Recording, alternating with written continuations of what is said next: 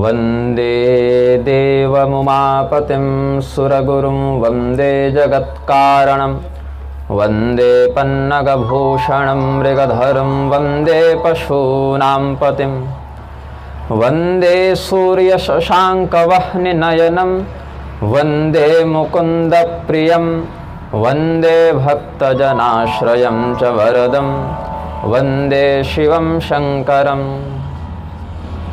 सदा वृन्दारकोद्वृन्दानन्दसन्दोहदायकम् अमन्दमङ्गलागारं वन्दे शङ्करनन्दनं विनायकं गुरुं भानुं ब्रह्मविष्णुमहेश्वरान् सरस्वतीं प्रणम्यादौ सर्वकार्यार्थसिद्धये श्रीराम राम रघुनन्दन राम राम श्रीराम राम भरताग्रज राम राम श्रीराम राम रणकर्कश राम राम श्रीराम राम शरणं भव राम राम।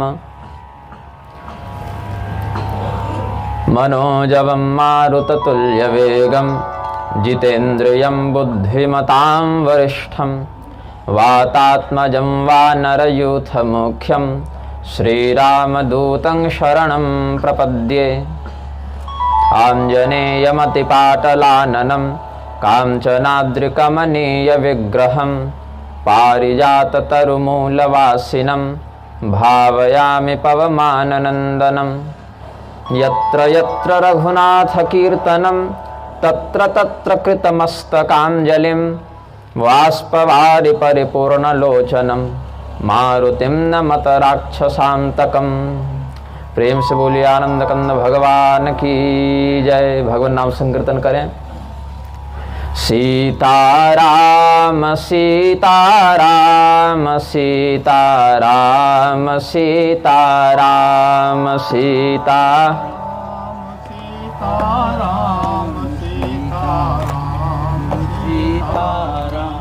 राधे श्याम राधे श्याम राधे श्याम राधे श्याम राधे श्याम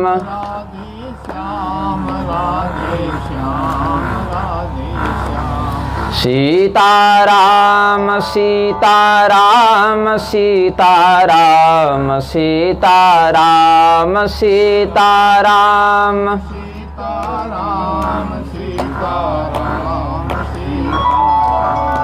राधे श्याम राधे श्याम राधे श्याम राधे श्याम राधे श्याम।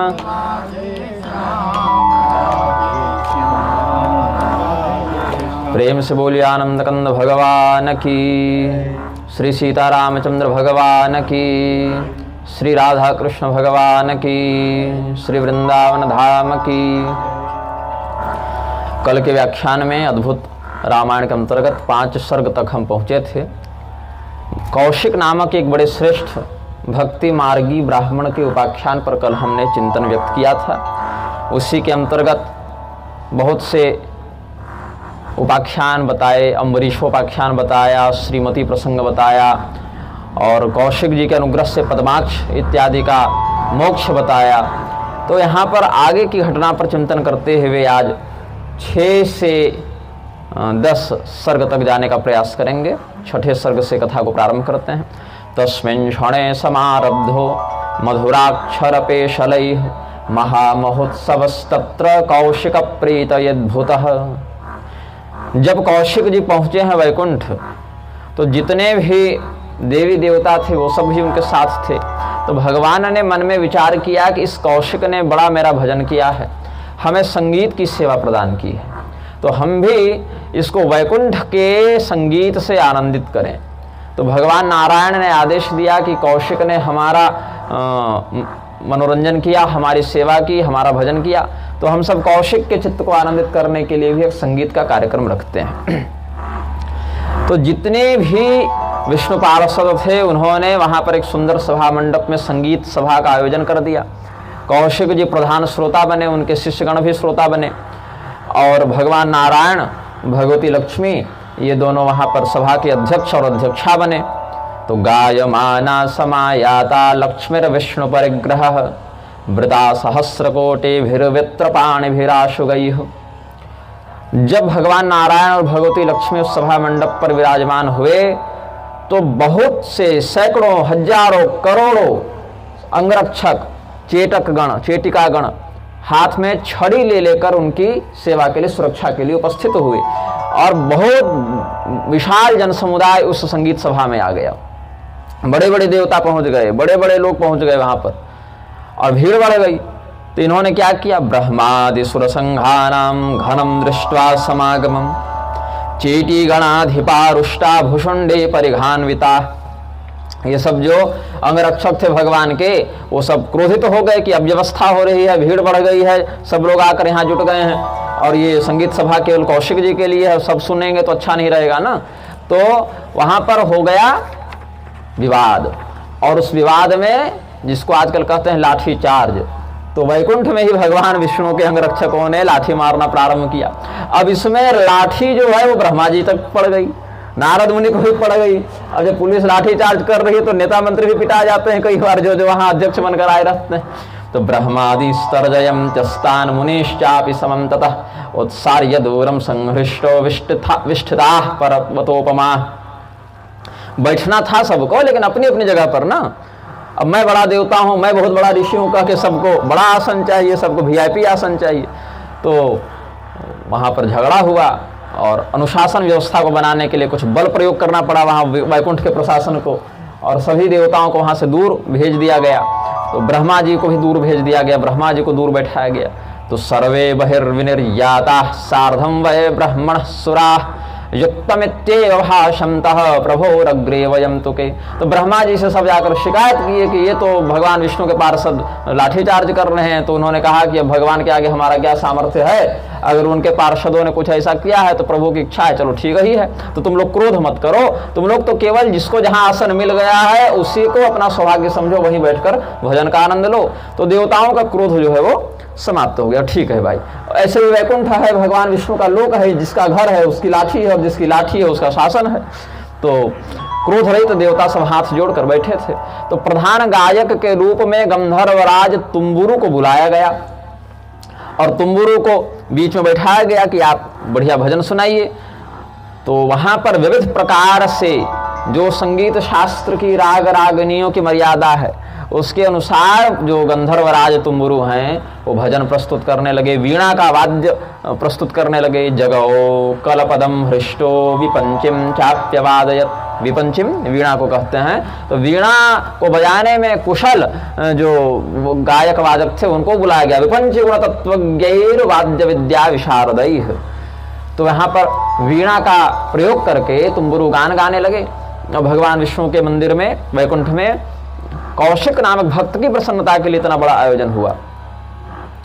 अब जब बहुत बढ़िया गीत संगीत हो गया तो तुम्बुरु जो प्रधान गायक है उनको सबने बहुमान किया। जो गायक होता है उसकी प्रतिभा का सम्मान किया जाता है। तो उपहार दिए गए, रत्न दिए गए, निछावर दिए गए और तुम्बुरु ने सबको प्रणाम किया, भगवान विष्णु को प्रणाम किया, फिर चले गए अपने लोक को। निर्गतस्तुम्बुरुर्हृष्टो जगाम स यथागतम ब्रह्माद्यास्त्रिदशाः सर्वे मुनयश्च यथागतम जगमुर विष्णुं प्रणम्योच्चैर्जयेति भाषिणस्ततः नारदोऽथ मुनिर्दृष्ट्वा तुम्बुरोः सत्क्रियां हरे।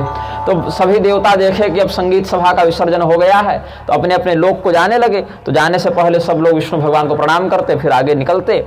इसी समय देवर्षि नारद ने सोचा कि एक तो हमको यहाँ पर मार पड़ गई, दूसरे गाने का अवसर भी नहीं मिला, तो भारी अपमान। अब नारद मुनि के पास भी वीणा थी, उन्होंने सोचा भाई हम क्या बुरी वीणा बजाते हैं, हम तो जीवन भर वीणा के ही लिए नारायण नारायण करके घूमते हैं। तो ये भगवान विष्णु ने हमारे साथ अच्छा नहीं किया। और विष्णु भगवान तो ठीक, लेकिन लक्ष्मी जी ने बहुत बुरा किया, क्योंकि दासियां जो थी लक्ष्मी जी की थी।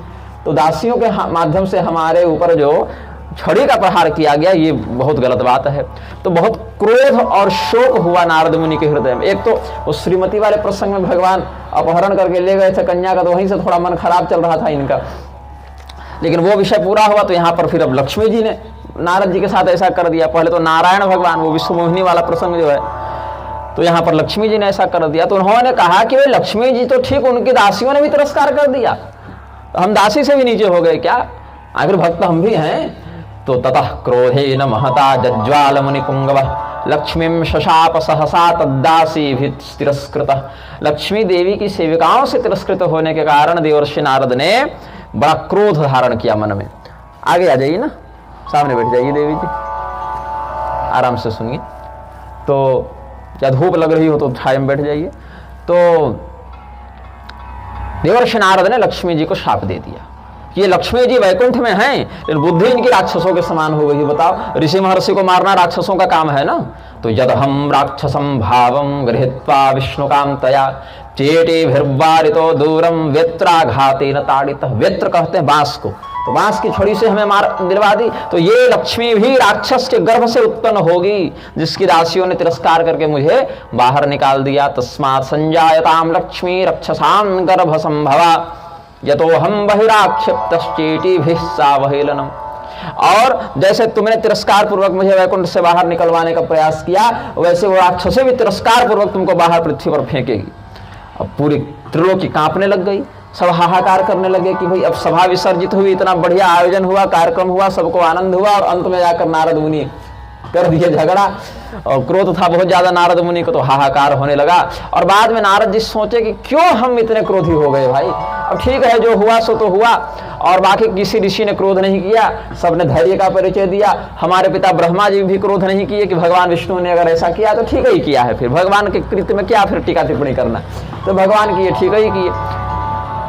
और नारद मुनि ने सोचा कि मैं इतना बड़ा अपने आप को तपस्वी और जितेंद्रिय मानता हूं, मुझे क्रोध आ गया तो ये भी गड़बड़ है। उनको भी पश्चाताप हुआ और ये भी कहा कि धिक्कार ही है मुझे, मैं बड़ा अयोग्य हूं, क्योंकि भगवान नारायण और महालक्ष्मी के सामने तुम्बुरु को गाने का मौका मिला, हमको गाने का मौका नहीं मिला, तो तुम्बुरु से भी हमारी प्रतिभा को कम आका गया।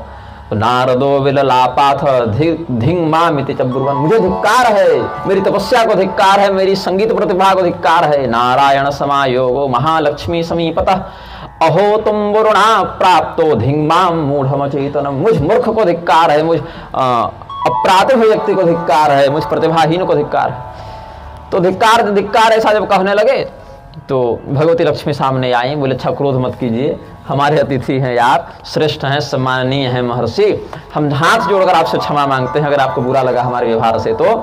और भगवान नारायण भी पहुंचे, लक्ष्मी जी और भगवान नारायण ने दोनों ने नारद जी को प्रसन्न करने के लिए हाथ जोड़ा और कहा यदुक्तम भवता मह्यम तत्तथा न तदन्यथा तत्र किंचित प्रार्थयामि मुने तत्कृपया कुरु।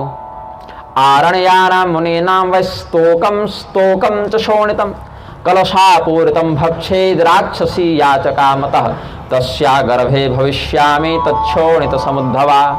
आपने हमें जो शाप दिया है कि तुम राक्षसी के गर्भ से जन्म लोगी, तो एक कृपा कीजिए कि गर्भ तो तब ठहरेगा जब कोई राक्षस वीर्याधान करेगा, तो किसी राक्षस के वीर्य से हमारा जन्म न हो, हम ऋषि महर्षियों के रुधिर से उत्पन्न हो, ऐसा एक आप उपाय से बता दीजिए। तो नारद जी ने कहा कि चलो ठीक है, जब लक्ष्मी जी वैकुंठनाथ की अधिष्ठात्री प्रियतमा स्वयं हाथ जोड़कर आई है तो हमको भी इसमें समझौता कर लेना चाहिए। तो भगवान नारायण को अम्बरीश और श्रीमती के उपाख्यान में शाप दिए थे कि आप ऐसे ही धनुष बाण धारण करके द्विभुज होकर जाएंगे, मनुष्य लोक में जाएंगे। तो लक्ष्मी जी को भी शाप दिया, तो बोले कि दोनों के एक ही साथ ये शाप भोगवा देते हैं, तो दोनों का अलग अलग अवतार लेना नहीं पड़ेगा, हाँ एक ही साथ हो जाएगा।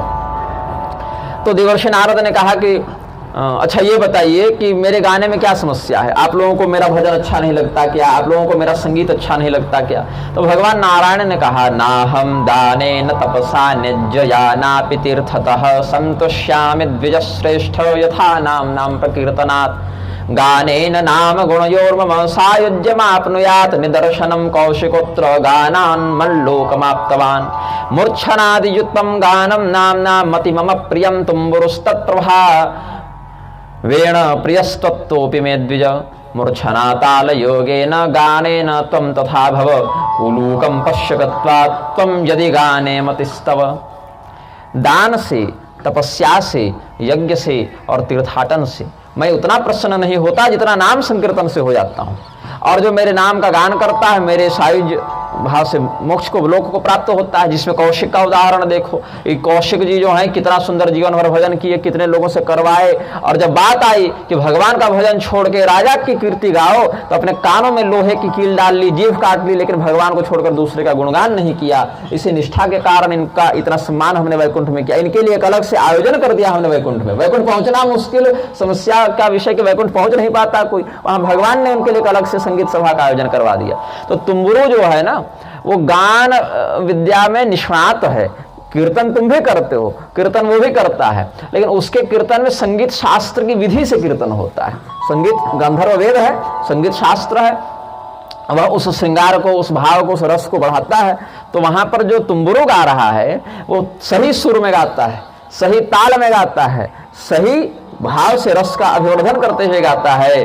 इसीलिए मूर्छना, ताल, योग, सुर के साथ वह गाता है, आलाप बढ़िया लगाता है, तान बढ़िया लगाता है। इसीलिए हे नारद, तुम्हारी अपेक्षा संगीत की दृष्टि से देखें तो वो मुझे अधिक प्रिय है।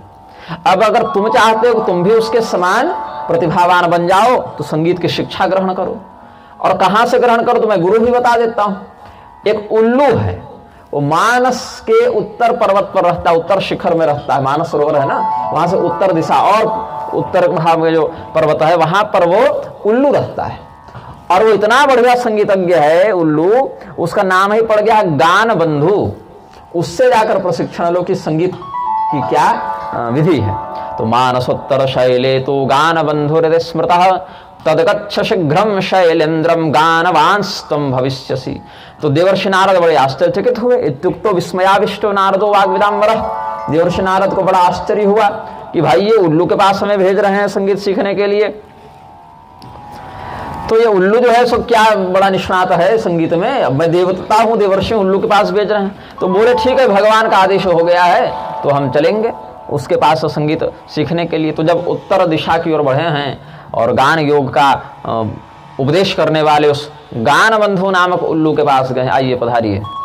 आज थोड़ा विलंब हो गया आपको आने में, अभी कथा प्रारंभ ही हुई है, 5-10 मिनट हुए हैं, है ना। वो बाद में दे दीजिएगा, अभी बैठ जाइए। वो उस कथा पूर्ण होगी तब प्रसाद निवेदित करेंगे। अभी बैठ जाइए आप लोग यथोचित आसनों पर। हाँ, ये लोग तो आपके यहाँ भी कथा में पढ़ा रहे थे, स्मरण होगा आपको तो, है ना। आइए।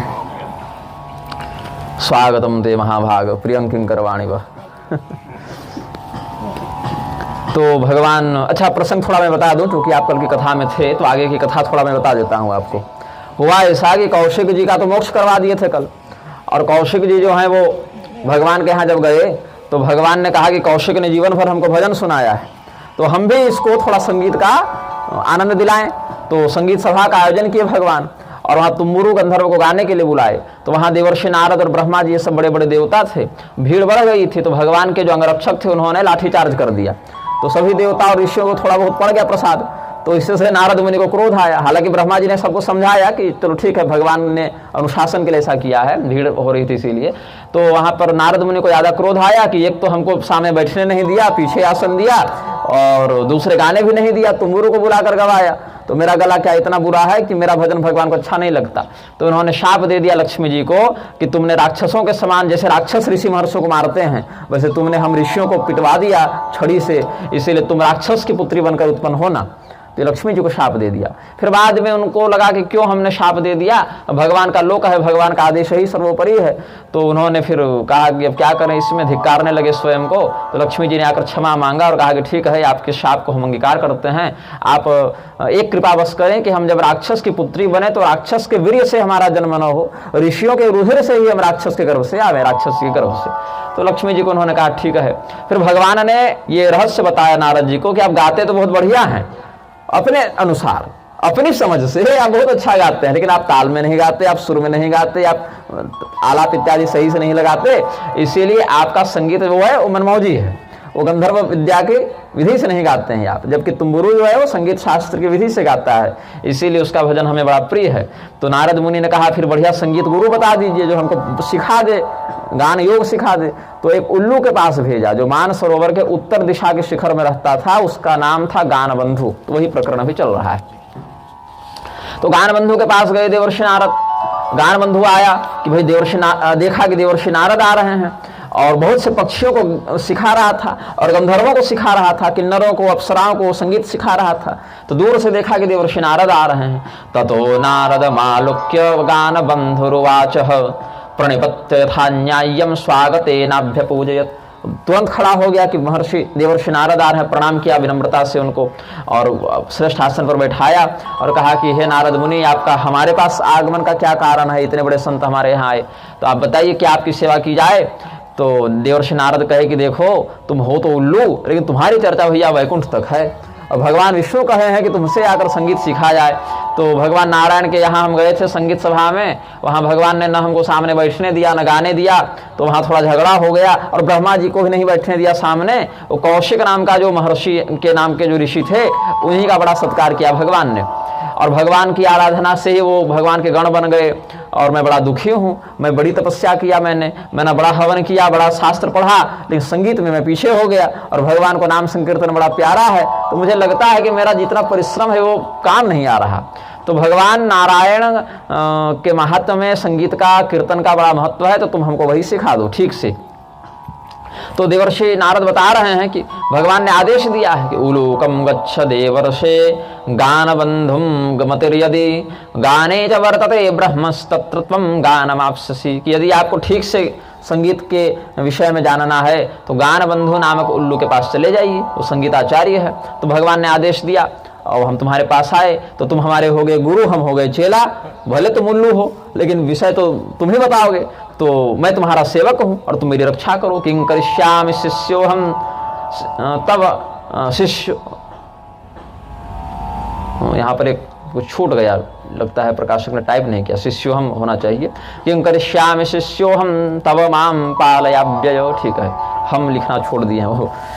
नारदं प्राह धर्मात्मा गानबंधुर्महायशाः शृणु नारद यद्वृत्तं पुरा मम महामते। तो देवर्षि नारद को गानबंधु ने अपने पिछले जन्म का वृत्तांत बताया कि हम उल्लू बने कैसे।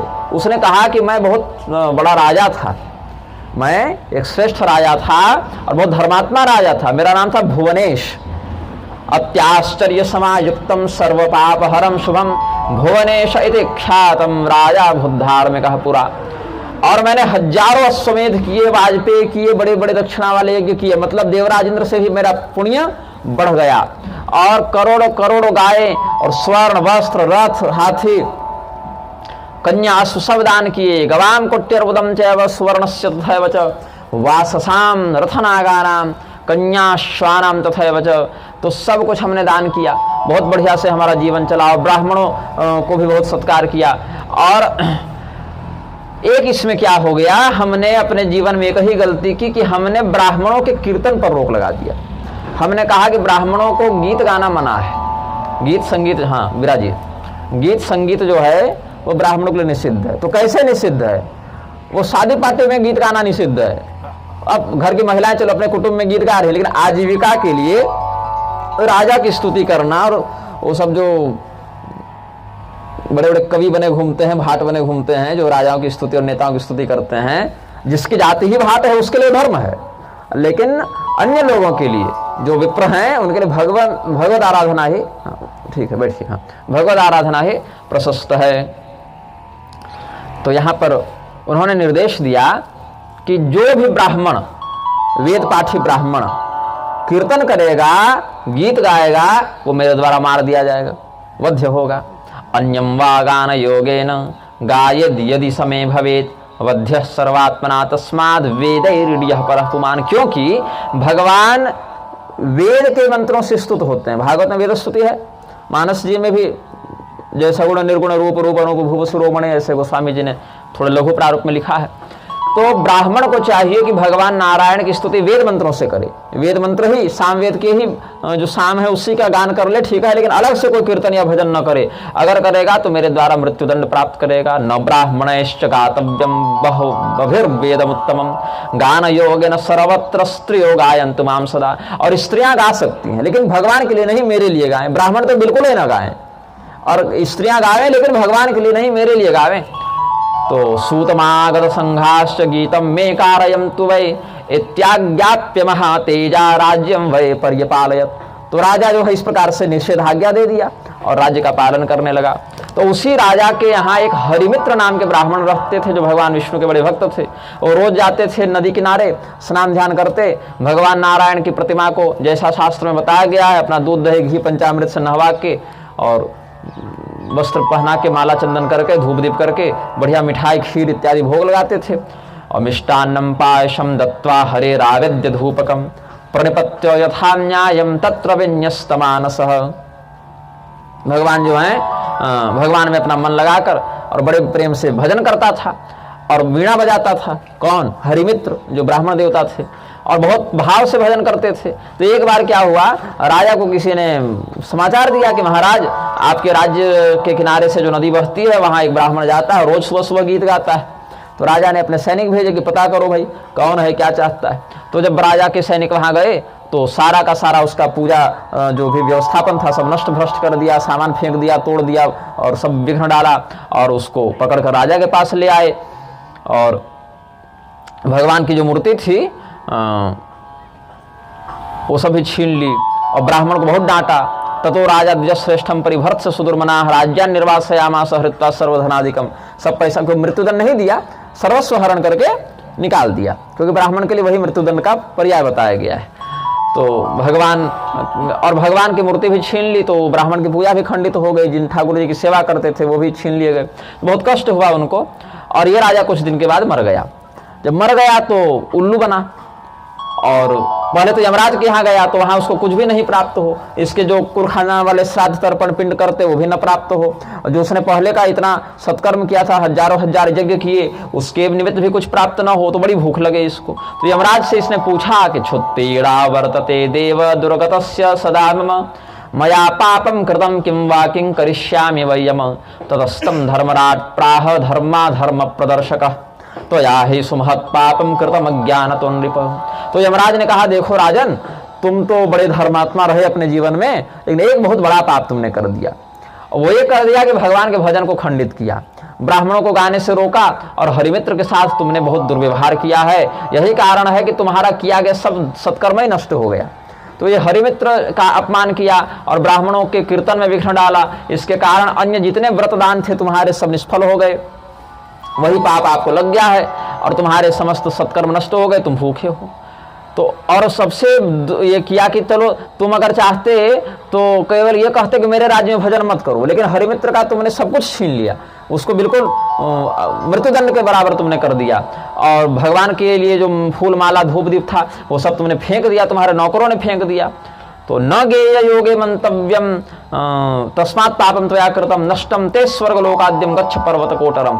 तुम पहाड़ की गुफा में चले जाओ, क्योंकि तुमको भ्रम हो गया कि ब्राह्मणों के लिए संगीत निषिद्ध है। संगीत निषिद्ध है, लेकिन वो जो नचनिया बजनिया बन के घूमते हैं ना लोगों की स्तुति करते करते, उनके लिए उस प्रकार का निषिद्ध है। वो तो जो सूत मागध बंदीगण भाट इत्यादि जाति के हैं वही लोग करें, उनसे उनका कल्याण है, लेकिन ब्राह्मणों के लिए मना है, वो भगवान का भजन करें। अब बोले हम खाएं क्या?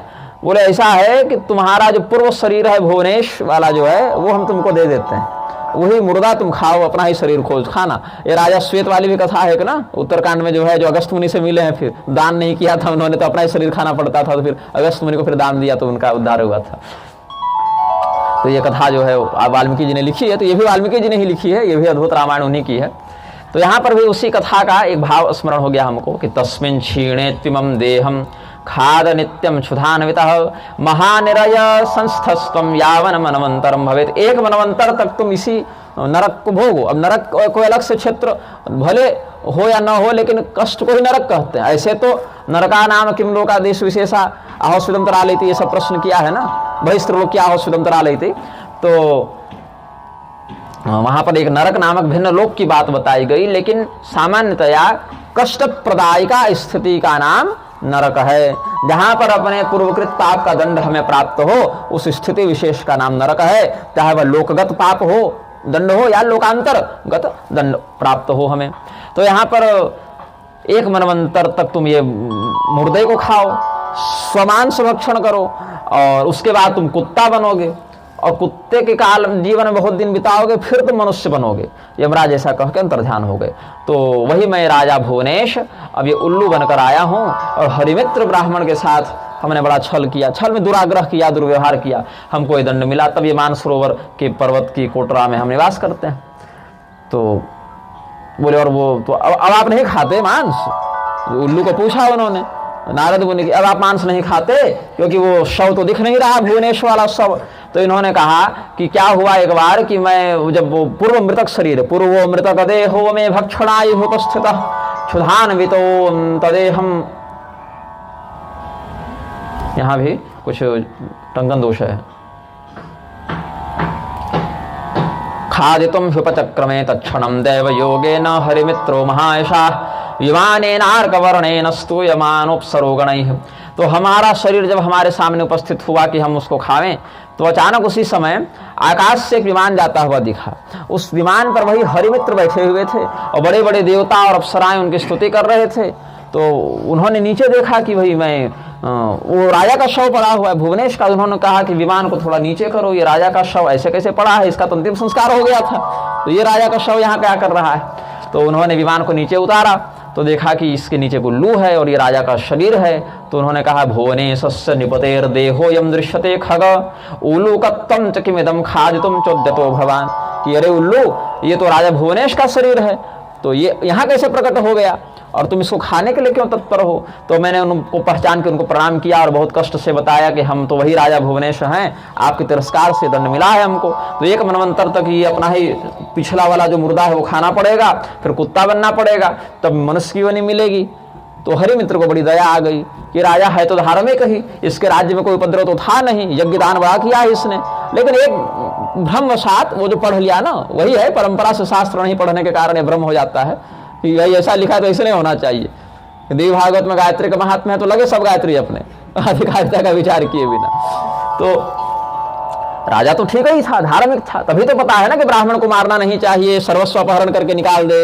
लेकिन क्या हुआ कि ये उस श्लोक और उस प्रसंग को समझ नहीं पाया कि भगवान के कीर्तन का निषेध नहीं है।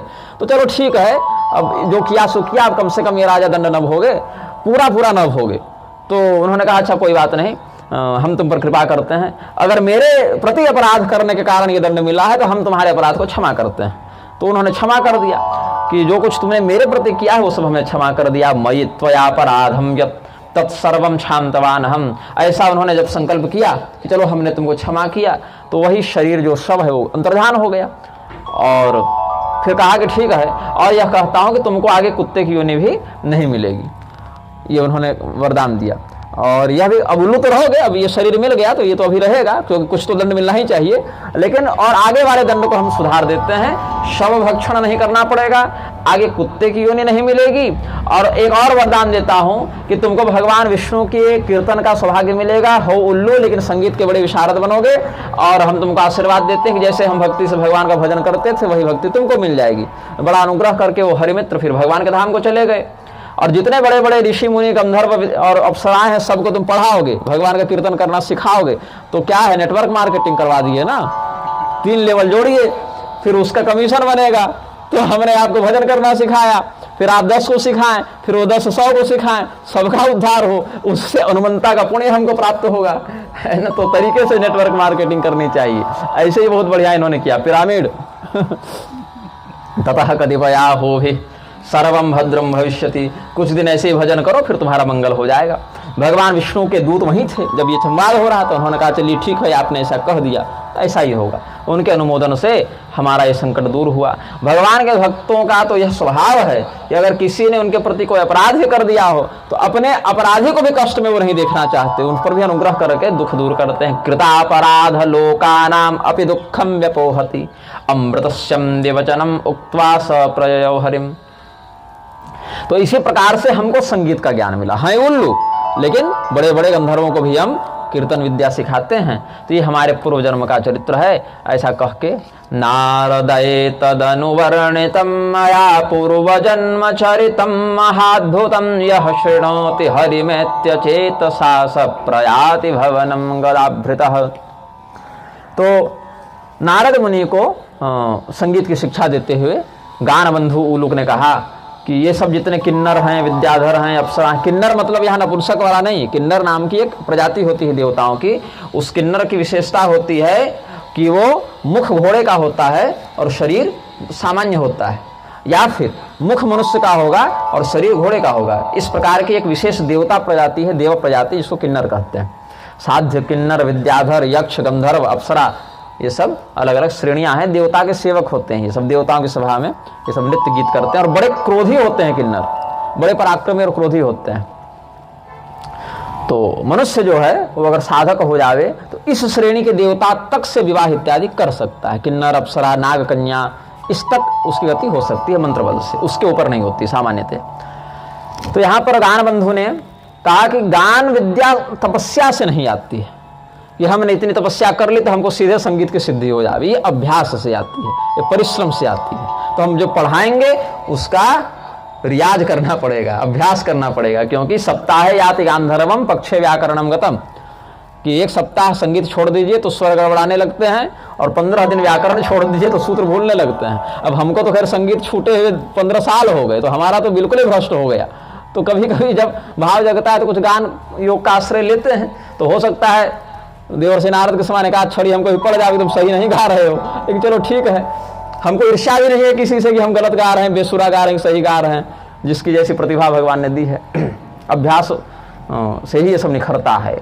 तपसा नैव शक्त्या वा गान विद्या तपोधन तस्मात् श्रवणे युक्तश्च मत्तस्तम गानम आपनुहि। यहाँ पर छंद तो अक्षर मान से ठीक है, लेकिन गणत त्रुटि दिख रही है। अगर वाल्मीकि जी ने लिखा है तो ठीक ही लिखा है, क्योंकि आदि कवि तो वो है। एवं मुक्तो मुनिस्तस्मै प्रणिपत्य जगव्यथा तत्क्षुणस्व मुनिश्रेष्ठ वासुदेवं नमस्य च उलूके नैव मुक्तस्तु नारदो मुनि सत्तमः। तो देवर्षि नारद ने कहा ठीक है, फिर हम तुम्हारे हो गए शिष्य, और प्रणाम किया, गुरु जी हैं तो प्रणाम किया। और तस्मै प्रणिपत्य, तस्मै कस्मै उलूकम गानबंधुम प्रणिपत्य, जगाओ अपने गुरु उस उल्लू को प्रणाम करके और गान विद्या सीखने लगे। तो कैसे कैसे सीखें? बोले कि संगीत शास्त्र जो है उसमें सबसे पहले व्यक्ति को लज्जा का परित्याग करना पड़ता है। लज्जा कहाँ कहाँ नहीं करनी चाहिए? तो कहे स्त्री संगमे तथा गीत क्षुते कि उन्वाख्यान संगमे व्यवहारे च धान्यानाम अर्थानाम च तथैव च आये व्यये तथा नित्यम त्यक्त लज्जस्तु वैभवे। सबसे पहले तो स्त्री रमण में लज्जा नहीं करनी चाहिए, जो कि व्यावहारिक बात है। वहाँ लज्जा करेंगे तो प्रेम ही नहीं आगे बढ़ेगा, तो गर्भाधान नहीं होगा। तो स्त्री संगम में लज्जा नहीं करनी चाहिए विधि पूर्वक। अब ये नहीं निर्लज होकर वेश्यालय चले गए, ये सब बताना पड़ता है, नहीं तो लोग कहेंगे कि महाराज जी के प्रवचन में सुने थे। बताना पड़ता है बच्चों के समान। तो विधि पूर्वक जहाँ शास्त्रोक्त काम पुरुषार्थ की बात है, अनर्थ की नहीं, धर्मा विरुद्ध भूतेषु कामोषु भरतर्षभ, वहाँ लज्जा का परित्याग होता है। गीत गाने में लज्जा नहीं होनी चाहिए, छींकने में लज्जा नहीं होनी चाहिए। क्यों? अगर छींक इत्यादि को अगर बहुत जोर से दबाया जाए तो उससे तंत्रिका पर विपरीत प्रभाव पड़ता है, तो वो जो वेग है उसको निकाल देना चाहिए। अब मुँह पर ना छींक दे, को किनारे ढक के, ताकि वो अपवित्र तत्वादि बिंदु इत्यादि न पड़ जाए या संक्रमण न फैले तरीके से, लेकिन रोकना नहीं चाहिए। सब वेग जो हैं रोकने से शरीर में विविध प्रकार के रोगों को उत्पन्न करते हैं। अनवाख्यान में नहीं करना चाहिए, उपदेश करने में भी लज्जा नहीं करनी चाहिए। धान्य का व्यवहार, धन का व्यवहार, आय और व्यय में लज्जा नहीं करनी चाहिए। तो बोले ठीक है, तो इसमें संगीत में लज्जा छोड़ दो, तब गा पाओगे ठीक से। कुंठित और गूढ़ मन से नहीं करना चाहिए, कुंठित भाव से संगीत का ये नहीं होता है। और अत्यंत ढके स्थान में गीत नहीं गाना चाहिए, क्योंकि वहां पर ध्वनि का संचार जिस प्रकार से होना चाहिए नहीं हो सकता है। हस्त विक्षेप भावेन व्याजितास्येन चैवहि, जीभ को दबा कर नहीं गाना चाहिए, ठीक है। और हस्त विक्षेप भावेन, हाथ को बहुत ज्यादा फैलाकर और बिल्कुल सिकोड़कर ऐसे भी नहीं गाना चाहिए। निर्यात जिह्वा योगे न गेयम च कथम च न, जिह्वा को बंद करके मीच के या बहुत ज्यादा मुंह खोलकर भी नहीं गाना चाहिए। स्वांगम निरीक्षमाणेन परम प्रेक्षता तथा, बिल्कुल ऐसे करके नहीं गाना चाहिए, अपने शरीर को देखते हुए नहीं गाना चाहिए और बिल्कुल ऊपर देखते हुए भी नहीं गाना चाहिए। स्वांगम निरीक्षमाणेन परम प्रेक्षता तथा न गाये दुर्ध्वाहुश्च नोर्ध्व दृष्टि कथम च न, ऊपर देखकर नहीं गाना चाहिए, ऊपर हाथ उठाकर भी नहीं गाना चाहिए, सदैव ऊपर हाथ न रहे। कभी कभी कीर्तन में जय घोष कराने के लिए ऐसे कर दे, जिसका एक स्वरूप चैतन्य महाप्रभु इत्यादि के चित्र में देखने को मिलता है। गौरांग महाप्रभु हाथ ऊपर करके कीर्तन करते थे, लेकिन प्रपत्ति का भाव दिखाने के लिए, वो सदैव नहीं होना चाहिए। कई बार भाव के कारण केवल हंसते हुए नहीं गाना चाहिए, डर से नहीं गाना चाहिए, कोई डरा धमका कर कहे कि गाओ, नहीं गाना चाहिए। भूख जब बहुत ज्यादा लगी हो तब नहीं गाना चाहिए, और हाँ, हमारे गुरु जी आचार्य सुशील कुमार मिश्र जी आते थे संगीत सिखाने, तो आप तो मिले हमसे, तो वो मुझे भूखा देखते थे तो बोले पहले भोजन कीजिए फिर 10 मिनट विश्राम कीजिए तब सिखाऊंगा, भूखे नहीं गाना चाहिए। और कांपते हुए, बहुत ठंड लग रही हो, वो ऐसे करेंगे तो क्या गाएंगे, स्वर बिगड़ेगा, तो वैसे नहीं गाना चाहिए। और शोकाकुल होकर नहीं गाना चाहिए, और जब दूसरे की बड़ी तेज याद आती हो तो भी नहीं गाना चाहिए, मन भटकता है, भावना का वेग होता है।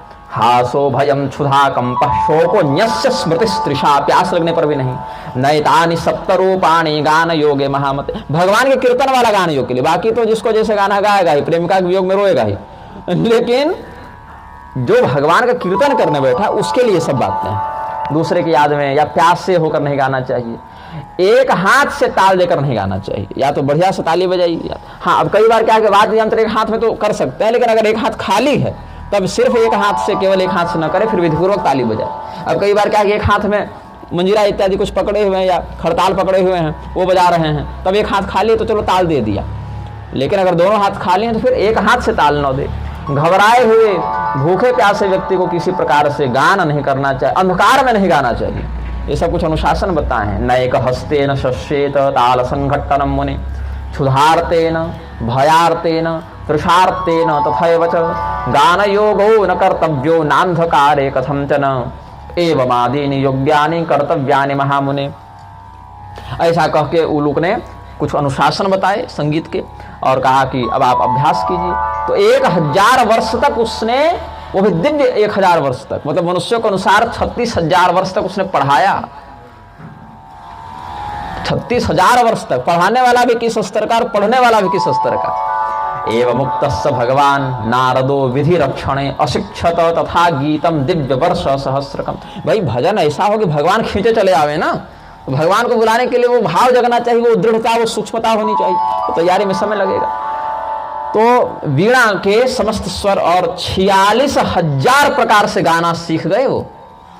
समझिए देवर्षि नारद कितने प्रकार के संगीत जानते हैं। 86,000, 46, हाँ, बहुत ध्यान से सुने आप, लेकिन 46 ठीक है, लेकिन 46 कैसे होगा, हिंदी अनुवाद में तो 46 लिख दिए हैं। यहाँ अयुतानि च षट्त्रिंशत् सहस्राणि शतानि च, तो षट्त्रिंशत् का अर्थ होगा 36 और अयुतानि तो 36,000, षट्त्रिंशत् इधर हो गया, अयुतानि तो 36,000, 36 इधर हो गया और उसको गुणा करेंगे 10,000 से तो 3 लाख। गणित पढ़ाते हैं क्या?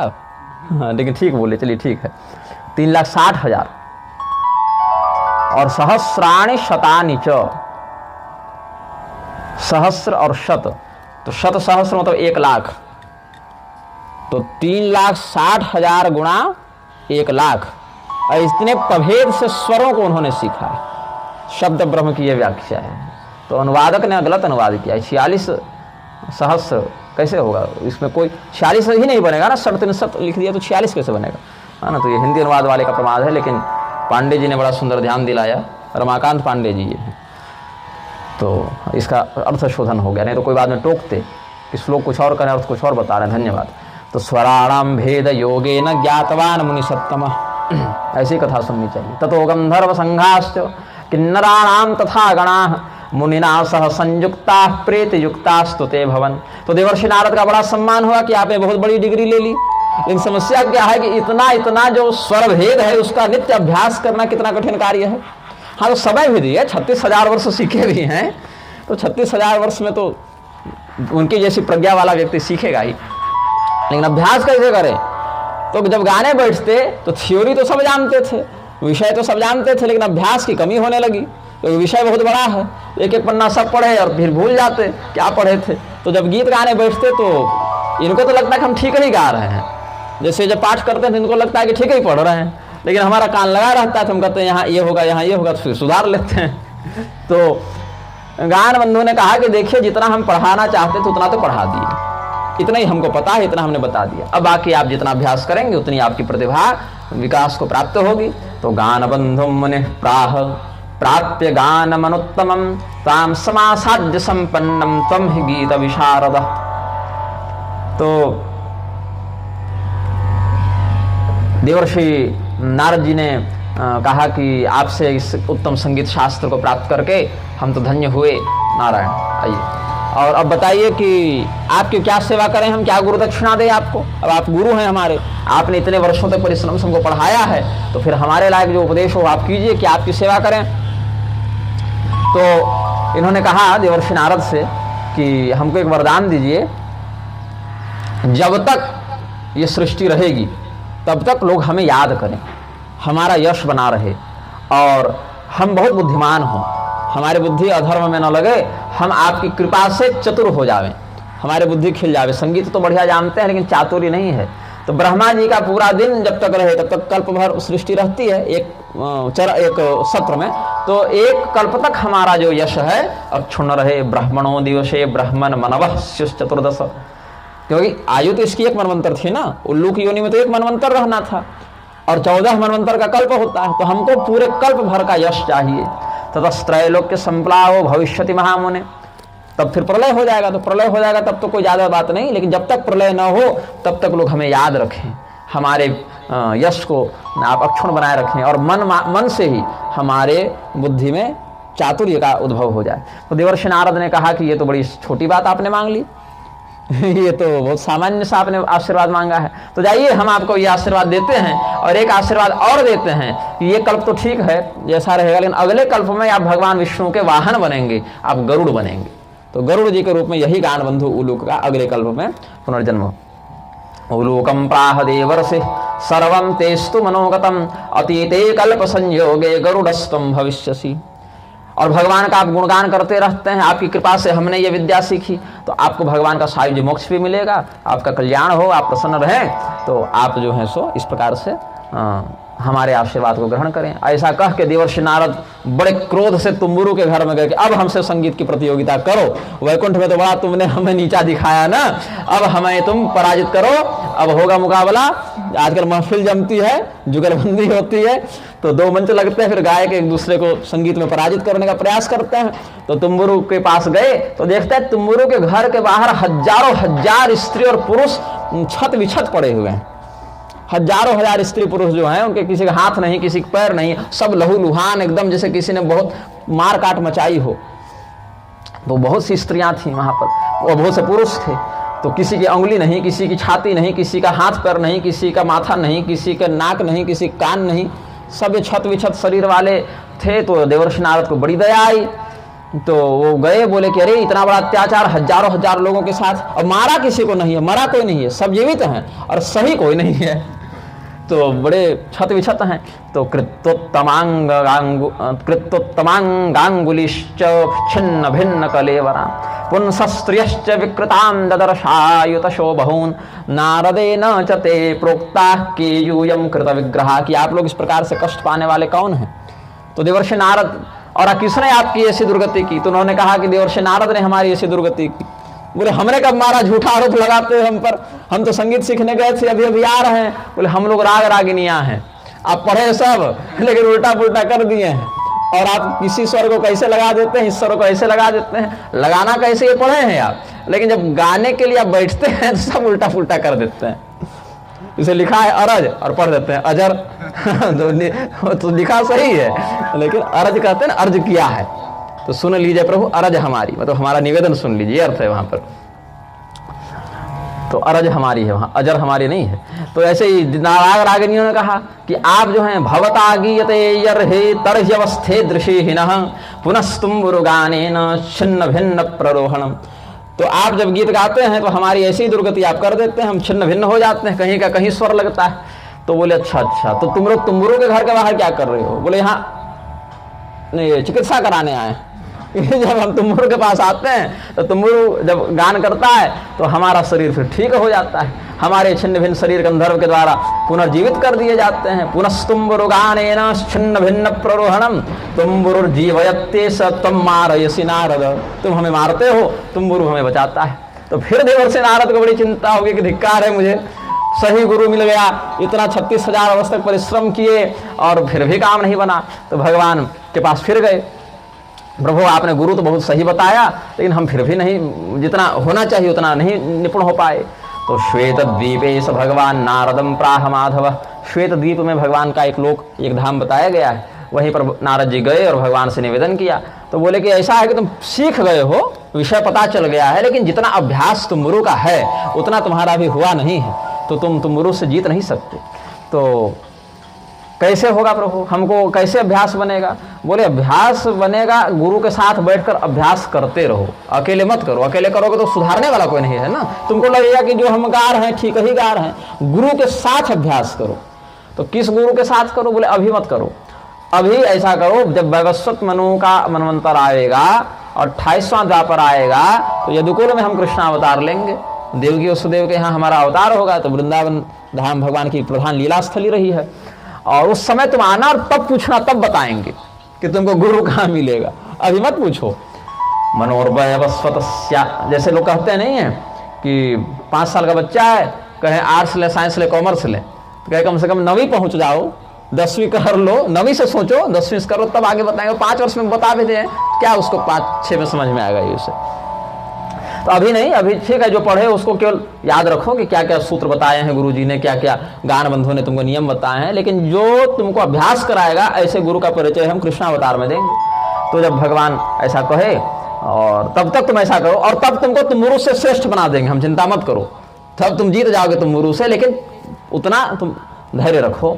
तो ठीक है, भगवान के आदेश को सिरोधारी करके देवर्षि नारद ने प्रणाम किया, भगवान अंतर्ध्यान हो गए, और वैसे वीणा लिए और जैसे समझते थे वैसे गाते थे, और जिस जिस देवता के लोक में जाते वहीं भजन करते। वारुणम याम्यम आग्नेय महेंद्रम कौबेरम, तो वरुण देवता के यहाँ, यमराज के यहाँ, अग्नि, इंद्र, कुबेर, चंद्रमा सब जगह जाते, वायु जाते, और संशयम प्राप्त धर्मवेद।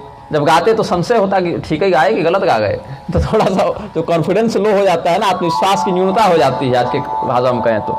फिर ब्रह्मलोक में गए तो ब्रह्मलोक में भी गीत गाने लगे। वहां पर हा हा और हु ये 2 गंधर्व थे। वही हु गंधर्व ग्राह बना था जो गजेंद्र का पैर पकड़ा है। तो हा हा हुश्च गंधर्व गीत वाद्य विशारद, ये ब्रह्मलोक में गायक हैं। तो उनके साथ ब्रह्मा जी भगवान की भजन सेवा करने लगे। तो वहाँ कोई टोकता नहीं था कि आप गलत गा रहे हैं कि सही गा रहे हैं, क्योंकि गाते ठीक ही थे, लेकिन सूक्ष्मता में कहीं कहीं त्रुटि रह जाती थी, वो बारीकी नहीं पकड़ पाते थे। तो बाकी लोग तो उनके गान की प्रशंसा करते थे, लेकिन जो मर्मज्ञ वो पकड़ लेता था कि नहीं नहीं, यहाँ पर थोड़ा सा स्वर थोड़ा सा हाँ अनुचित लग गया। तो अब क्या हुआ कि तुमुरु के घर में भी गए, फिर बीच बीच में कि क्या गाता है जरा सुनूं। तो सुनकर कुछ प्रेरणा लगेगी कि मैंने ये स्वर कैसे लगाया, इसने कैसे लगाया। तो बाहर से तुमुरु का सुनते रहते थे, ये क्या गा रहा है, सुन के ग्रहण करते थे। एक मैंने साक्षात्कार पढ़ा था किसी संगीतज्ञ का, किसी पत्रिका में पढ़ा था बहुत पहले, लगभग मैं 7-8 वर्ष का था तब। अब मुझे बिल्कुल याद नहीं हो किस घराने के संगीतज्ञ थे, क्या करते थे, लेकिन बात ऐसी थी कि वो उनके यहाँ वो नौकर था, और वो नौकर जो है वो अपना सेवा टहल किया करता था, और एकांत में तबला बजाता था। तो तबला बजाता था, और जो गुरुजी पढ़ाते थे बच्चों को वही सुन के वो तबला बजाता था अपना अवकाश में। तो गुरुजी से जाकर एक वरिष्ठ चेले ने, जो कि अच्छे संगीतज्ञ थे, और अपने गुरुजी के पास जाकर कहे कि गुरुजी आपका ये चेला चोर है, ये नौकर चोर है। तो उन्होंने कहा कि ये चोर कैसे, क्या चुराया है इसने? तो क्या कुछ पैसा चुरा लिया, कुछ वाद्य चुरा लिया? बोले नहीं नहीं, ये आपकी विद्या चुरा रहा है। बोले विद्या चुरा रहा है, कैसे चुरा रहा है? तो ये मतलब ज़्यादा पुरानी, मतलब 50 साल पहले के अंदर की बात है। ये बता रहे थे बिस्मिल्लाह खान, जो शहनाई बजाते थे ना, बिस्मिल्लाह खान का साक्षात्कार था। तो शरीर से तो मतलब क्षय थे बिस्मिल्लाह खान, लेकिन संगीत के प्रति उनकी निष्ठा थी, और भगवान के बड़े भजनों में उन्होंने बजाया है। तो उनका साक्षात्कार था, उसमें उन्होंने किसी और का संदर्भ दिया था। और एक बार किसी ने आपत्ति की थी कि तुम भाई मुसलमान हो, और इस्लाम में जो संगीत है वो हराम है, और उस पर भी तुम काफिरों के देवताओं का बजाते हो। तो कहा कि हमारे लिए तो संगीत शब्द ब्रह्म है, और जो शब्द है, जो स्वर है, वो तो भगवान का शब्द है, तो इसमें हम संगीत से उनकी सेवा करते हैं, ये उनका उत्तर था। तो गुरुजी ने कहा कि ये चेला चोर है, कैसे चोर है? तो ये चुरा रहा है विद्या। बोले क्या चुराया? तो बोले कि ये सब चुराया। तो बोले बजा कर सुनाओ। और सुनाए गुरुजी को, जब वो जो नौकर था वो सुनाया, तो बोले हमारे जितने शिष्यों को हम 1 महीना से पढ़ा रहे हैं, वो सुन के तुम केवल सीख गए हो और सबसे निपुण हो गए हो। तो फिर बाद में कहा कि अब तुम ये सेवा मत करो, ये बर्तन धोना झाड़ू लगाना छोड़ो, तुम सही तरीके से सीखो, तुम्हारे अंदर वो संस्कार है कि तुम ये विद्या ले सकते हो। गुरु जी बोले ऐसे ऐसे चोर तो मिले हमको फिर कि हमको ज़्यादा मेहनत ना करना पड़े, एक बार बजा कर दिखा दिया तो फिर उसने पकड़ लिया कि गुरु जी ने क्या सिखाया है। तो अन्यों से अलक्षित होकर वो जाते थे। तुम गुरु के घर जाते हुए कोई देख न ले, सुनते हुए कोई पकड़ न ले, ये सोचकर नारद मुनि अंतर्धान होकर जाते थे। वीणा मादाय तत्रस्थैरप्य लक्षितः सुरकन्याः तत्रस्था षड्जाद्याः सहदैवता। षडज दैवत इत्यादि जो स्वर हैं उनकी कन्याएं सब वहाँ थे। अब उनको देखा, फिर नारद मुनि को उन्होंने देखा, क्योंकि संगीत शास्त्र के तो राग रागिनी देख ले रही हैं ना कि हमें हमारे मर्म को समझने आया। फिर देवर्षि नारद वहाँ से चले गए। ऐसे करके समयानुसार वो कभी लज्जित होते, कभी सकुचित होते, कभी उत्साह में होते, कभी प्रतीक्षा में होते। ऐसे करते करते बहुत समय बीता और भगवान कृष्ण का अवतार हुआ। देवकी वसुदेव के घर में आनंद हुआ। फिर भगवान थोड़े बड़े हुए तो नारद मुनि आए, बोले कि प्रभु आपने उस श्वेत द्वीप में जब हमारी भेंट हुई थी तो कहा था कि कृष्णावतार में तुम याद दिलाना, तो फिर बताएंगे तुमको कि संगीत का अभ्यास कैसे होगा, तो हमको बताइए। तो भगवान ने कहा कि अच्छा रुकिए, अभी तो कुछ राक्षसों को निपटाना है, मारना है, थोड़े फुर्सत में मिलेंगे तो कर देंगे, लेकिन इसी अवतार में आपका काम कर देंगे। अब थोड़ी फाइल अधिक आ गई है, तो जरासंध इत्यादि बड़ा आक्रमण किए हैं ना, तो थोड़ा भी माहौल दूसरा है। एक बार सेटल हो जाए, हम व्यवस्थित हो जाए, अपना मकान बन जाए, विवाह हो जाए, बाल बच्चे हो जाए, तो फिर फुर्सत रहेगी, अवकाश में सिखाएंगे। तो भगवान का विवाह हो गया, भगवान के बच्चे हो गए। फिर देवर्षि नारद आए, बोले प्रभु अब बता दीजिए। तो भगवान ने जाम्बवती जी को कहा कि जाम्बवती ऐसा करो, ये नारद मुनि संगीत का अभ्यास करना चाहते हैं तो तुम उनको शिक्षा दो। तो 1 वर्ष तक जो है जाम्बवती देवी ने देवर्षि नारद को सिखाया है। वीणा गान समाज तच्छ्रुत्वा प्रहसन कृष्ण प्राह जाम्बवती मुदा एनम मुनिवरम भद्रे शिक्षयस्व यथाविधि वीणा गान समायोगे तथत्याह च सापतिम प्रहसन्ति यथा योगम शिक्षयामास तम मुनिम। तो जाम्बवती देवी ने नारद जी को 1 वर्ष तक संगीत सिखाया।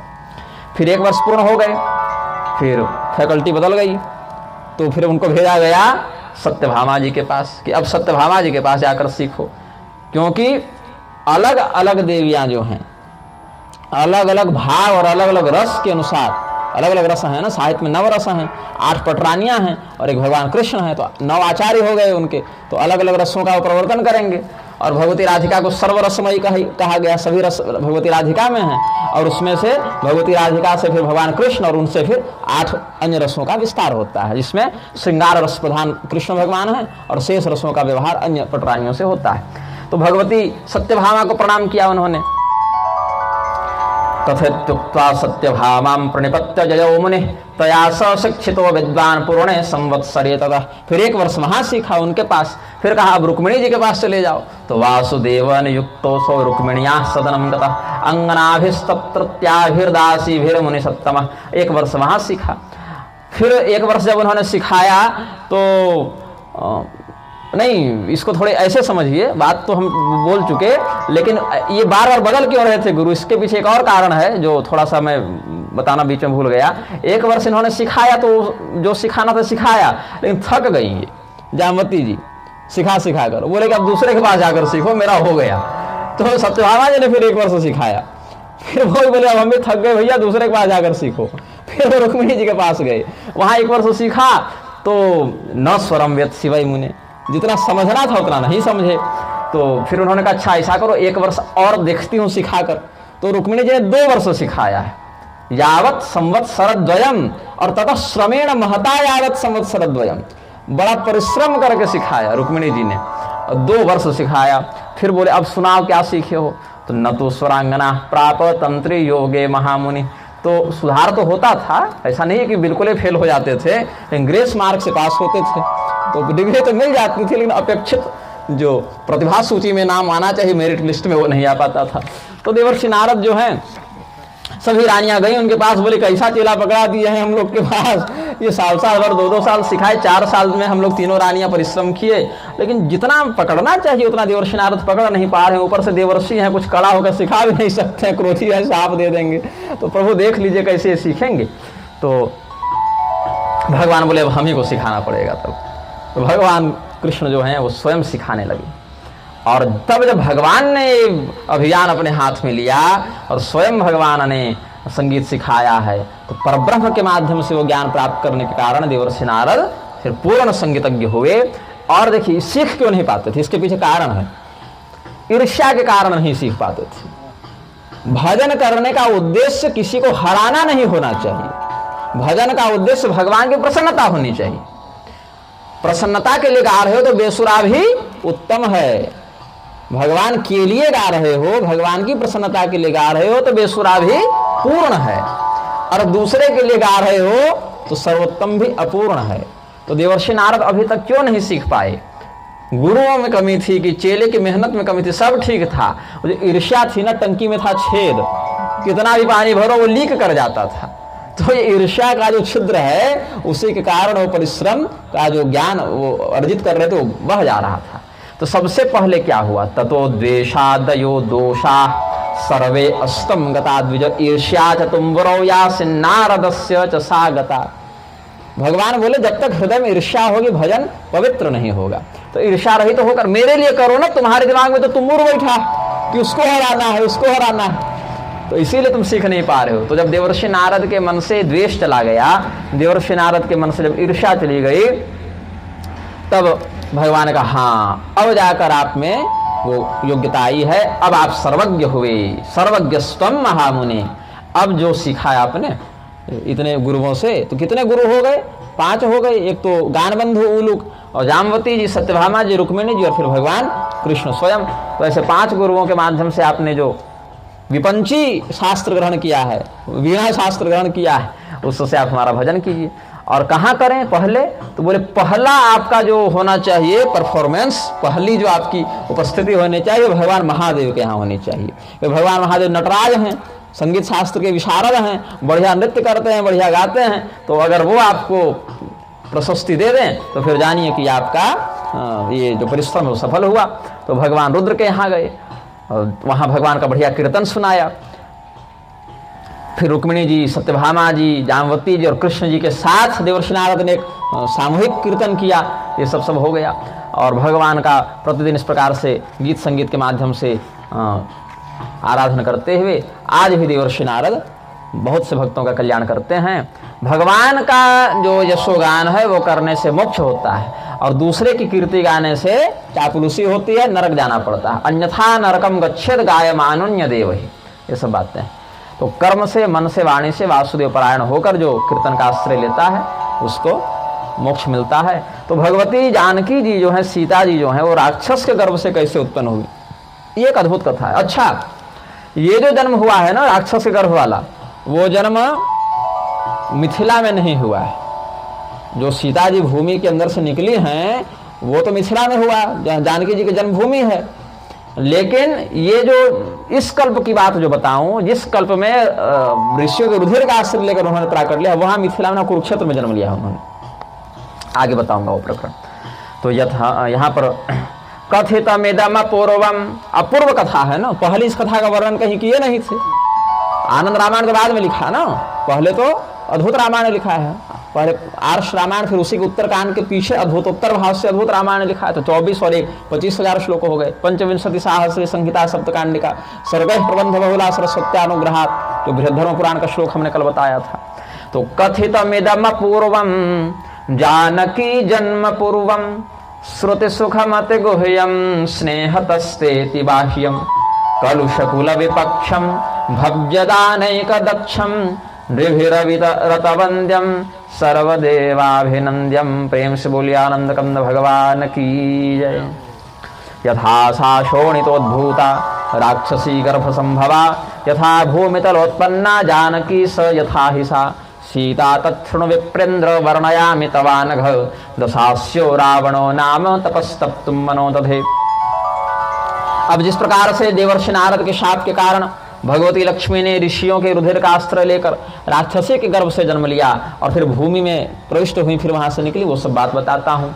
तो वाल्मीकि जी ने भरद्वाज जी को कहा कि हे भरद्वाज, हे विप्रश्रेष्ठ, रावण ने तपस्या करने की इच्छा की और तीनों लोकों का मैं राजा बन जाऊं, अजर अमर हो जाऊं, ऐसा मन में भाव रखकर ऐसा संकल्प करके ऐसी अभिलाषा के साथ बहुत वर्षों तक जब तपस्या करता रहा, उसका शरीर तपोबल से दग्ध होने लगा, एकदम तेजीप्यमान हो गया, प्रकाशित हो गया।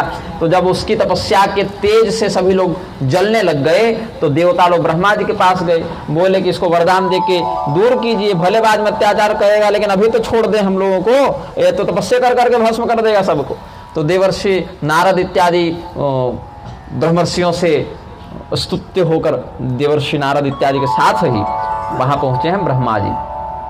ब्रह्मा जी ने कहा कि हे रावण, हे पौलस्त्य, तुम्हारे इस अभी जहाँ मेरी कथा थी वहाँ पर कोई सज्जन थे, उन्होंने प्रश्न किया कि पौलस्त्य तो पुलस्त्य जी के पुत्र को कहते हैं, तो रावण तो एक पीढ़ी और नीचे है, तो वो वहाँ पर कैसे पौलस्त्य शब्द आ गया? हमने वैसे ही आ गया जैसे रघु जी के और 2 पीढ़ी नीचे राम जी राघव कहला गए। यहाँ तो एक ही पीढ़ी ना कि रावण पोता था, राम जी तो रघु के पर पोता थे, तो वो राघव कैसे हो गए? और छोड़े ककुस्थ से कब हो गए हैं? काकुस्थ का क्यों नाम पड़ा है? अब भारत कैसे कहते थे अर्जुन को, कब हुए हैं? वो भरत, शकुंतला पुत्र भरत। तो गोत्रार्थ में या वंशार्थ में भी ये अपत्य भाव लग जाता, अपत्य बुद्धि लग जाती है। तब आप पेतर ही कौरव्य सप्ताह जीविता, कौरव्य कैसे हो गया? कुरु कब के हुए हैं? तो यहाँ पर रावण ने कहा कि हमको वरदान में यही दीजिए कि हम मर जावें, अमर हो जावें, न मरे। मर जावें बोल दिया हमने, ठीक है मर जाता उसी समय, बहुत लफड़ा किया बाद में। यही मांगना था उसको, जैसे हमारे मुंह से निकला ना कि मर जावे, वैसे उसके मुंह से भी निकलना चाहिए था। जैसे कुंभकर्ण की जिह्वा में सरस्वती बैठ गई और कहा कि निद्रासन दे दो हमें, तो इंद्रासन मांगना था और निद्रासन बोल दिया तो सोते ही रहा। वैसे रावण के मुंह से ऐसे ही निकलना था कि मैं मर जाऊं, अमर वाला छूट जाए उसका, लेकिन नहीं, चलिए भगवान की जो इच्छा थी। तो कहा कि मैं अमर हो जाऊं, मैं किसी से न मरूं, देहि सर्वामर्तम में वरदोष, यदि प्रभु आप वरदान देने आए हैं तो मुझे अमर बना दीजिए। तो ब्रह्मा जी ने कहा कि देखो, किसी भी प्रकार से कोई एकाध तो ऐसा तुमको बिंदु छोड़ना पड़ेगा जहां तुम्हारे मृत्यु हो, क्योंकि सर्वथा अमर होने का वरदान देना मेरे वश में नहीं है। नहीं सर्वामरत्वम ते वरमन्यम वर्णस्वमे। तो ये रावण सोचा, कूटवादी ही राक्षस है, बड़ा दिमाग लगाया कि कहाँ से मर सकते हैं। तो कहता है, न सुरा ना सुरा यक्षा पिशाचोरग राक्षसा विद्याधरा किन्नरावा तथैवाप्सरसां गणाः नहन्युरवां कथं चित्ते देहि मे वरमुत्तमम् अन्यच्चरे व्रणे ब्रह्मस्तच्छ्रस्व पितामह आत्मनो दुहिता मोहादत्यर्थं प्रार्थिता भवेत् तदा मृत्युर्मम भवेत् यदि कन्या न कांक्षति। बड़ा दिव्य वरदान मांगा रावण ने, खोपड़ी घूम जावे। महाराज, हम अपने पुत्री की इच्छा से मरना चाहते हैं और कोई ना मार सके। ये कल्प वाला रावण 10 दिमाग लगाया एक साथ कि क्या मांगे, क्योंकि अगर कह देते हैं कि देवता से न मरे तो कोई राक्षस मार दे, और कहे कि राक्षस से न मरे तो कोई मनुष्य मार दे। तो यहाँ मनुष्य वाला भी विषय इसने थोड़ा गोपनीय रखा है। तो ये अद्भुत, रामायण की कथा अद्भुत ही है। तो हम जो किसी मनुष्य, सुर असुर यक्ष राक्षस और ये सब किसी से न मरे, और मनुष्य वाला तो अलग से उल्लिखित नहीं किया है। भाव केवल ये है कि केवल अपने कन्या को ही जब हम अपनी पत्नी बनाना चाहने लग जावे, कन्या के ऊपर मेरा काम भाव हो जावे, जो कि होने वाला नहीं है कभी, ऐसा आत्मविश्वास था उसको, तब हमारी मृत्यु हो। आत्मनो दुहिता मोहादत्यर्थम प्रार्थितां भवेत्। जब अपनी पुत्री से विवाह की इच्छा रखने लग जावे तब हम मरे। तो सोचे कि ये तो होने से रहा, और ये जो है सो जब होने से रहा तो हम फिर अमर हो जाएंगे। ब्रह्मा जी ने कहा कि चलो ठीक है। और नरा नादे गणद्रक्षो मत्ता तांस्त्रवद बीजो, केवल मनुष्यों को इसने उल्लिखित अलग से नहीं किया, क्योंकि तिनके के समान समझता था, तो मनुष्यों का उल्लेख ही नहीं किया। तो दूसरे कल्प के रावण ने तो मांगा था कि रावण मरण मनुज कर जाचा, उसने मांगा है कि हम मनुष्य के हाथों मरे, लेकिन यहाँ मनुष्य का उल्लेख ही नहीं किया। देवता असुर यक्ष किन्नर अप्सरा विद्याधर किसी से न मरे, और मनुष्य के बारे में कुछ बोला ही नहीं कि मरे या ना मरे, लेकिन अपने पुत्री से विवाह की इच्छा करने पर हम मर जाए, ऐसा इसने मांगा। ब्रह्मा जी ने कहा चलो ठीक है, जैसा तुम्हारा अभिष्ट है वैसा होगा। फिर ये दिग्विजय करने के लिए निकला, और जितने देवता थे और जितने लोकपाल दिक्पाल थे सबको अपने पराक्रम से हराया और पहुंच गया दंडकारण्य। एकदा रावणो राजा दंडकारण्यमागतः तदर्शी नग्निकल्पाश्च दृष्ट्वा मन्नस्य चिन्तयत्। यहाँ भी छंद तो ठीक है, गणत त्रुटि लग रही, केवल अक्षरमान से तो छंद पूर्ण ही है। दृष्ट्वा मनस्य चिन्तयत्, ठीक है। एकदा रावणो राजा दंडकारण्यमागतः, राजा रावण दंडकारण्य पहुंचा जहां से दुबे जी आए हैं। तो अग्नि के समान कांतिमान ऋषि बैठे थे वहां पर, और कहे कि रावण ने सोचा कि बड़े बड़े देवता भी इनके आगे मस्तक झुकाते हैं, ऐसे दिव्य दिव्य ऋषि महर्षि हैं यहाँ पर, और इनकी तेजस्विता तो देखो, इनके सामने तो हमारा यश हमारा वैभव कुछ पता ही नहीं चलता। तो इनको कैसे अपने वश में किया जाए? इनको मारना संभव नहीं है, क्योंकि बहुत से तो चिरंजीवी हैं और कल्प भर के आयु लेके बैठे हैं, तो मारना संभव नहीं। और इनको वश में किए बिना, इनको अपने अधीन किए बिना त्रिलोक विजेता कहलाना संभव नहीं। इनको मारने से भी मंगल नहीं है। एतान अजित्वा ही कथम त्रिलोकी जय भागहम, इनको जीते बिना हम त्रिलोक विजेता नहीं बनेंगे। इनको मारने में कोई कल्याण है नहीं। येषाम वधे न च श्रेयो न पश्यामि महात्मना। तो ऐसा करते हैं कि बिना मारे ये हमारे शरणागत हो जाएं, हमारे अधीनता स्वीकार कर लें। ऐसा कुछ कहने के लिए धमकाते हुए गया और कहता है कि देखो ऐसा है ऋषियों, हम पूरे त्रिलोकी के राजा हैं और सारे लोग हमको टैक्स देते हैं, कर देते हैं, और तुम लोग कुछ देते नहीं हो, तो तुम लोग हमको टैक्स दो, हमको कर दो। तो कहीं कहीं वर्णन है राक्षसों को भेजा, आनंद रामायण आदि में भी इस कथा का कुछ परिवर्तित प्रारूप, लेकिन मूल भाव यही है। अब राजा स्वयं हर व्यक्ति से जाकर तो कहेगा नहीं, वो अपना बता देगा कि भाई ये हमारा आदेश है, और एक आध ऋषियों को कह दिया अपने से, बाकी को राक्षसों ने कह दिया। तो ये ब्राह्मणों, मैं विजय के लिए आया हूं और आप सबको जीतने आया हूं, तो आप सब ऐसा करें कि अपना अपना रक्त हमें दें। तो आनंद रामायण वाली कथा में ऋषियों ने अपना रक्त स्वयं दिया है, वो भिजवा दिया था, और यहाँ पर रावण ने उनके शरीर से रक्त निकालना प्रारंभ किया। तो एक ऐसे ही, रावण भी ब्राह्मण कुल में था ना, तो एक ऐसे ही ब्राह्मण कुल में उत्पन्न व्यक्ति था, आप जानते हैं, आप भी जानते हैं। तो वो क्या कर रहा था, ब्राह्मणों के शरीर से ही रक्त निकालता था और श्मशान काली का अभिषेक कर, आकाश काली का अभिषेक कर दिया करता था। हमारा अच्छा झगड़ा हो गया था, और अच्छा ही हुआ झगड़ा हुआ। तो वो भी ब्राह्मण कुल में राक्षसी वृत्ति को आश्रय लिया था, ये भी ब्राह्मण कुल में राक्षसी वृत्ति को आश्रय लिया। तो ब्राह्मणों को पकड़ पकड़ के और तीर से उनका खून निकालने लगा। तो रखें अब कहाँ खून, तो घड़े में रखना है, घड़ा कहीं दिखा नहीं। तो वहीं पर एक ब्राह्मण रहते थे जिनका नाम था गृत्समद। गृत्समद मुनि भी एक हैं, उनका भी विनियोग में, वेदोक्त मंत्रों के विनियोग में कहीं के गृत्समद ऋषि का नाम आता है। तो तत्र गृत्समदो नाम शतपुत्र पिता द्विजः। वो ब्राह्मण जो थे गृत्समद, उनके 100 पुत्र थे। जैसे वशिष्ठ जी के 100 पुत्रों की बात आती है, वैसे गृत्समद के भी 100 पुत्र थे। तो उनके मन में इच्छा हुई कि 100 पुत्र तो हैं हमारे, एक पुत्री भी अगर हमारी हो जाए तो हमको आनंद हो, एक बेटी भी घर में हो। तो उन्होंने भगवान से प्रार्थना की थी कि हमें एक पुत्री हो और हमारी पुत्री भगवती लक्ष्मी ही हमारी पुत्री बन जाए, ऐसा उन्होंने भाव रखा था। दुहित्रर्थे भार्यया सब प्रार्थितो भगवान मुनि लक्ष्मी में दुहिता भूयादित्य सौ कलशे विभू। तो उसने क्या किया, कलश स्थापन किया था, उसमें दूध भर कर रखा था। दुग्धम चाहरहस्तत्र कुशाग्रेण समंत्रतः। वो क्या करते थे, वो सामने दूध का पात्र रखे थे और कलश रखे थे, और कुशा को डुबाते थे दूध में। कुशा को दूध में डुबाते थे तो कुशा की अग्रभाग में एक आध बूंद दूध की चिपक जाए। दूध हल्का चिपचिपा होता है पानी की तुलना में, तो उसमें फिर कलश में डालते थे और उसमें एक बूंद टपकाते थे और यही संकल्प करते थे। फिर उसमें दूध पात्र में कुशा डाले और भगवान से प्रार्थना किए, मंत्र पढ़े, फिर उसी कलश में डाल देते थे। यही वो साधना करते थे। तो वो फिर जंगल गए हुए थे, उनका कलश वहीं पड़ा हुआ था। तो कलश में एक एक बूंद दूध डालते थे, तो कलश तो 10-5 बूंद पड़े थे उसमें, अब ज़्यादा दूध तो था नहीं, उसको लगा कि खाली है कलश। तो उसने उसी दुग्ध वाले कलश में ही ब्राह्मणों का रक्त रखना प्रारंभ कर दिया। घर ले गया। तद्दिने दैव योगेन कलशे तत्र रावणः मुनीनां शोणितं स्थाप्य गृहीत्वा स्वगृहं जजौ। और घर चला गया और अपनी पत्नी से कहा कि हे सुंदरी, देखो ये जो घड़ा है ना, इसमें ऋषियों का रक्त है और ये बड़ा तीक्ष्ण रक्त है, बहुत खतरनाक जहर है। ये जहर से भी, हलाहल से भी यदि घातक है यह, तो किसी को देना मत, क्योंकि राक्षस खून पीते हैं ना।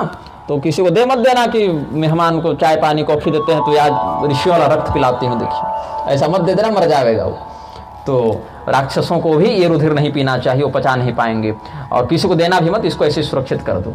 ऐसा कह के रावण फिर आगे चला गया। अब चला गया तो था दुराचारी, जहां भी सुंदर स्त्री को देखे उसका मन तुरंत गड़बड़ा जावे कि हमको तो चाहिए, आही चाहिए चक्कर में न सब मर रहे हैं, वही चाहिए। तो यहाँ पर अगर देखिए जिह्वा और इंद्रियों पर नियंत्रण हो जावे तो आधे युद्ध संसार में न हो। कलयुग का क्या लक्षण है, वाम हस्ते धृतय शिष्ण दक्ष जिह्वाम जनित्यति। बाएं हाथ से लिंग पकड़कर और दाहिने हाथ से दीप पकड़कर नाचता है, वही दोनों से संसार पगलाया हुआ है। रावण भी उसी में पागल था। तो रावण ने क्या किया कि दिग्विजय करना प्रारंभ किया। और जहाँ जहाँ अप्सराएं दिखें या देवता दानव यक्ष गंधर्व की कन्याएं दिखें तो किसी को इच्छा से और किसी को बलपूर्वक, कोई तो कन्या रावण के पास स्वेच्छा से भी चली जाती थी और कुछ को बलपूर्वक लाता था, और सह्य पर्वत और मंदर पर्वत पर जाकर रमण करे, हिमालय में जाकर विंध्याचल पर जाकर खूब स्त्री का उपभोग करे और मंदोदरी के पास आए ही नहीं। तो मंदोदरी को बड़ा बुरा लगे कि हमारा पति हमें छोड़कर अन्य स्त्रियों से प्रेम करता है। तो उसने सोचा कि भाई हम क्या पति सुख प्राप्त करेंगे कि नहीं, कभी तो मर ही जाते हैं, क्योंकि हमारे पति तो अन्य स्त्रियों से प्रेम करते हैं। तो आत्मानं गर्हयामास भरतु स्नेहम पश्यति दिग्जीवितम हि नारीणाम यौवनम कुलमेव च, कि जिनके पति उनसे अभिष्ट प्रेम नहीं करते ऐसी स्त्रियों के कुल को या यौवन को धिक्कार है। ऐसा सोचकर वो घड़े के पास गई और कहा, रावण ने बताया था कि ये जहर से भी अधिक तीखा है तो हम मर जाते हैं। अब भगवती लक्ष्मी के मंत्र से आवाहित वो दुग्ध नीचे था और ऊपर रुधिर था, मिक्स हो गया था, मिश्रित हो गया था, तो उसको पी लिया और पीने के कारण गर्भ ठहर गया, क्योंकि वो दूध किसको पीना था, गृत्समन की पत्नी को। वो पत्नी दूध पीती और पी गई मंदोदरी, तो मंत्र काम कर गया वहीं पर। जैसे बीज जो है वो भूमि पर पड़ते ही अंकुरित होने लगता है अपना पोषण पाकर, तो वो गर्भ बन गया। अब इसको और डर लगे कि हम तो मरे नहीं, ऊपर से गर्भवती हो गए, साल भर से पति बाहर हैं, हम हैं गर्भवती, तो मेरे स्वामी अन्य कामिनियों के साथ क्रीड़ा करते हैं, हम 1 साल से पति से संसर्ग हमारा हुआ नहीं। जब रावण आकर कहेगा कि हम अन्यत्र गर्भाधान कर रहे थे, तुम्हारा गर्भाधान किसने कर दिया, तो हम क्या जवाब देंगे। तो अब क्या करें, कामे भी क्रीडितम स कामी भरता हि रावण संवत्सरमिमं भर्त्रा सह मे वसतिर्नहि किं वक्तव्यं मया साध्या गर्भिण्या भर्तृसंसदि चिंतया दग्धगात्रीव तीर्थ सेवन छद्मना। तो गर्भ उतना विकसित नहीं हुआ था उस समय, और वो जो मंदोदरी है वो कहीं हम आते हैं तीर्थ यात्रा करके, तो अपनी एक दासी के साथ विमान पर आरूढ़ हुई और चली गई कुरुक्षेत्र में, वहीं उसने गर्भपात किया। हालांकि ये गड़बड़ है, ये गर्भपात उचित नहीं था, लेकिन राक्षसी स्वभाव है ना। हालांकि मंदोदरी जो है वो साध्वी स्त्रियों में, देवियों में गिनी गई है, लेकिन संगति तो राक्षसों की है, कहीं ना कहीं तो वो भाव दिखेगा उनके चरित्र में, जीवन में। तो जैसे वारुणी बदिरा का पान करते थे बलराम जी, क्योंकि रजोगुणी उनका अवतार है, तो कहीं कहीं वो विलासिता का लक्षण दिखता है। तो जो अवतार जैसा होता है उसमें उस गुण की कुछ कुछ व्याप्ति दिखती है। तो गर्भपात कर दिया इसने, इसका एक दंड मिला ना उनके जीवन में कि मंदोदरी के ही सामने उनके कितने पुत्रों का निधन हो गया, वो सारी संतति चली गई उनकी। तो ये सब पाप तो लगता ही है, दंड तो मिलता ही है। मतलब हम कहें मंदोदरी की सीता जी की ही बच गई एक संतान इस कथा के अनुसार, बाकी सबको तो राम जी उद्धार कर ही दिए। तो अपने पति के सामने क्या कहूंगी, ऐसा सोचकर कुरुक्षेत्र चली गई, वहीं गर्भपात किया और तत्र गर्भम विनिष्कृत्य निचखान भुवस्थले, भूमि में गड्ढा खोदा वहीं डाली और फिर सरस्वती नदी तक गई, फिर वहां स्नान किया, फिर अपने घर चली आई और किसी को कहा कुछ नहीं। न चोदितम तत्कस्मै चिद्रह कार्यम सुगोपितम। अब कुछ समय के बाद जनक जी कुरुक्षेत्र आए तो सोचे बड़ा सुंदर तीर्थ है, यहाँ यज्ञ किया जाए। यज्ञ करने के लिए राजा जनक हल चलाए हैं, भूमि शोधन करने के लिए। सोने का हल होता था राजाओं के पास, उसी से वो भूमि की शुद्धि करने के लिए हल चलाते थे। तो कुरुजांगल क्षेत्र में कुरुक्षेत्रम समासाद्य जांगले यज्ञमावहन, तो वहां पर यज्ञ करने के लिए जब सोने का हल लेकर स्वर्ण लांगल आदाय यज्ञ भूमि चखान सह, तो वहां पर एक कन्या प्रकट हो गई। कन्या के प्रकट होते ही फूलों की बारिश हुई। राजा को बड़ा आश्चर्य हुआ कि ये कौन सा चमत्कार है भाई। तो उसी समय आकाशवाणी हुई कि इस कन्या को तुम स्वीकार करो, ये तुम्हारी पुत्री है और तुम्हारे राज्य में इसको ले जाओ, इसको अपनी पुत्री बताओ और इससे संसार का बड़ा कल्याण होगा। और इसको विघ्न मत समझो, ये तुम्हारे लिए बहुत सुंदर मंगलकारी शकुन है, तुम अपना यज्ञ फिर विधिवत पूर्ण करो। तो ज्वलनार्क समाम दिव्याम महत् कार्यम तवालय, एक बहुत बड़े उद्देश्य से ये कन्या तुमको प्राप्त हुई है, इसीलिए हे जनक आप इसको अपने पुत्री के समान लालन पालन करें, इससे आपका कल्याण भी होगा। और ये हल की नोक से विदीर्ण हुई भूमि का आश्रय लेकर प्रकट हुई हैं, इसीलिए इनका नाम सीता होगा। हल की जो नोक है उसको संस्कृत में सीता कहते हैं, तो इसीलिए उनका नाम सीता पड़ा। नामास्याः किल सीतेति सीताया उत्थिता यतः कल्पयैना दुहितर मित्युक्त्वा वाक्तिरोहिता तच्छ्रुत्वा प्रीतिमान राजा यज्ञं कृत्वा महाधनं जगाम सीता मादाय महर्षिभ्यश्च तां ददौ। इसमें एक और मैं बताऊं, अभी श्री रामचरितमानस की कथा हमारी आ ही रही है, उसमें आप लोग जब सीता जी के विवाह का प्रकरण आएगा तो संभवतः हमने बताया उसमें सुनिएगा कि भगवान महादेव ने ही बताया था कि सीता जी जैसी गुणवती कन्या का विवाह हम किससे करें, जो अम्बरीश को चिंता हो गई थी वही चिंता जनक जी को हुई ना अपने पुत्री के बारे में। तो महादेव जी ने कहा कि देखो तुम्हारी इस कन्या में भगवती लक्ष्मी का ही स्वरूप विद्यमान है, वही लक्ष्मी ही तुम्हारी पुत्री रूप बनकर आई हैं, साक्षात जगदम्बिका हैं, तो परमात्मा ही इनके पति हैं। तो परमात्मा कहाँ खोजें? बोले परमात्मा को तुम मत खोजो, परमात्मा तुम्हें स्वयं खोज लेंगे।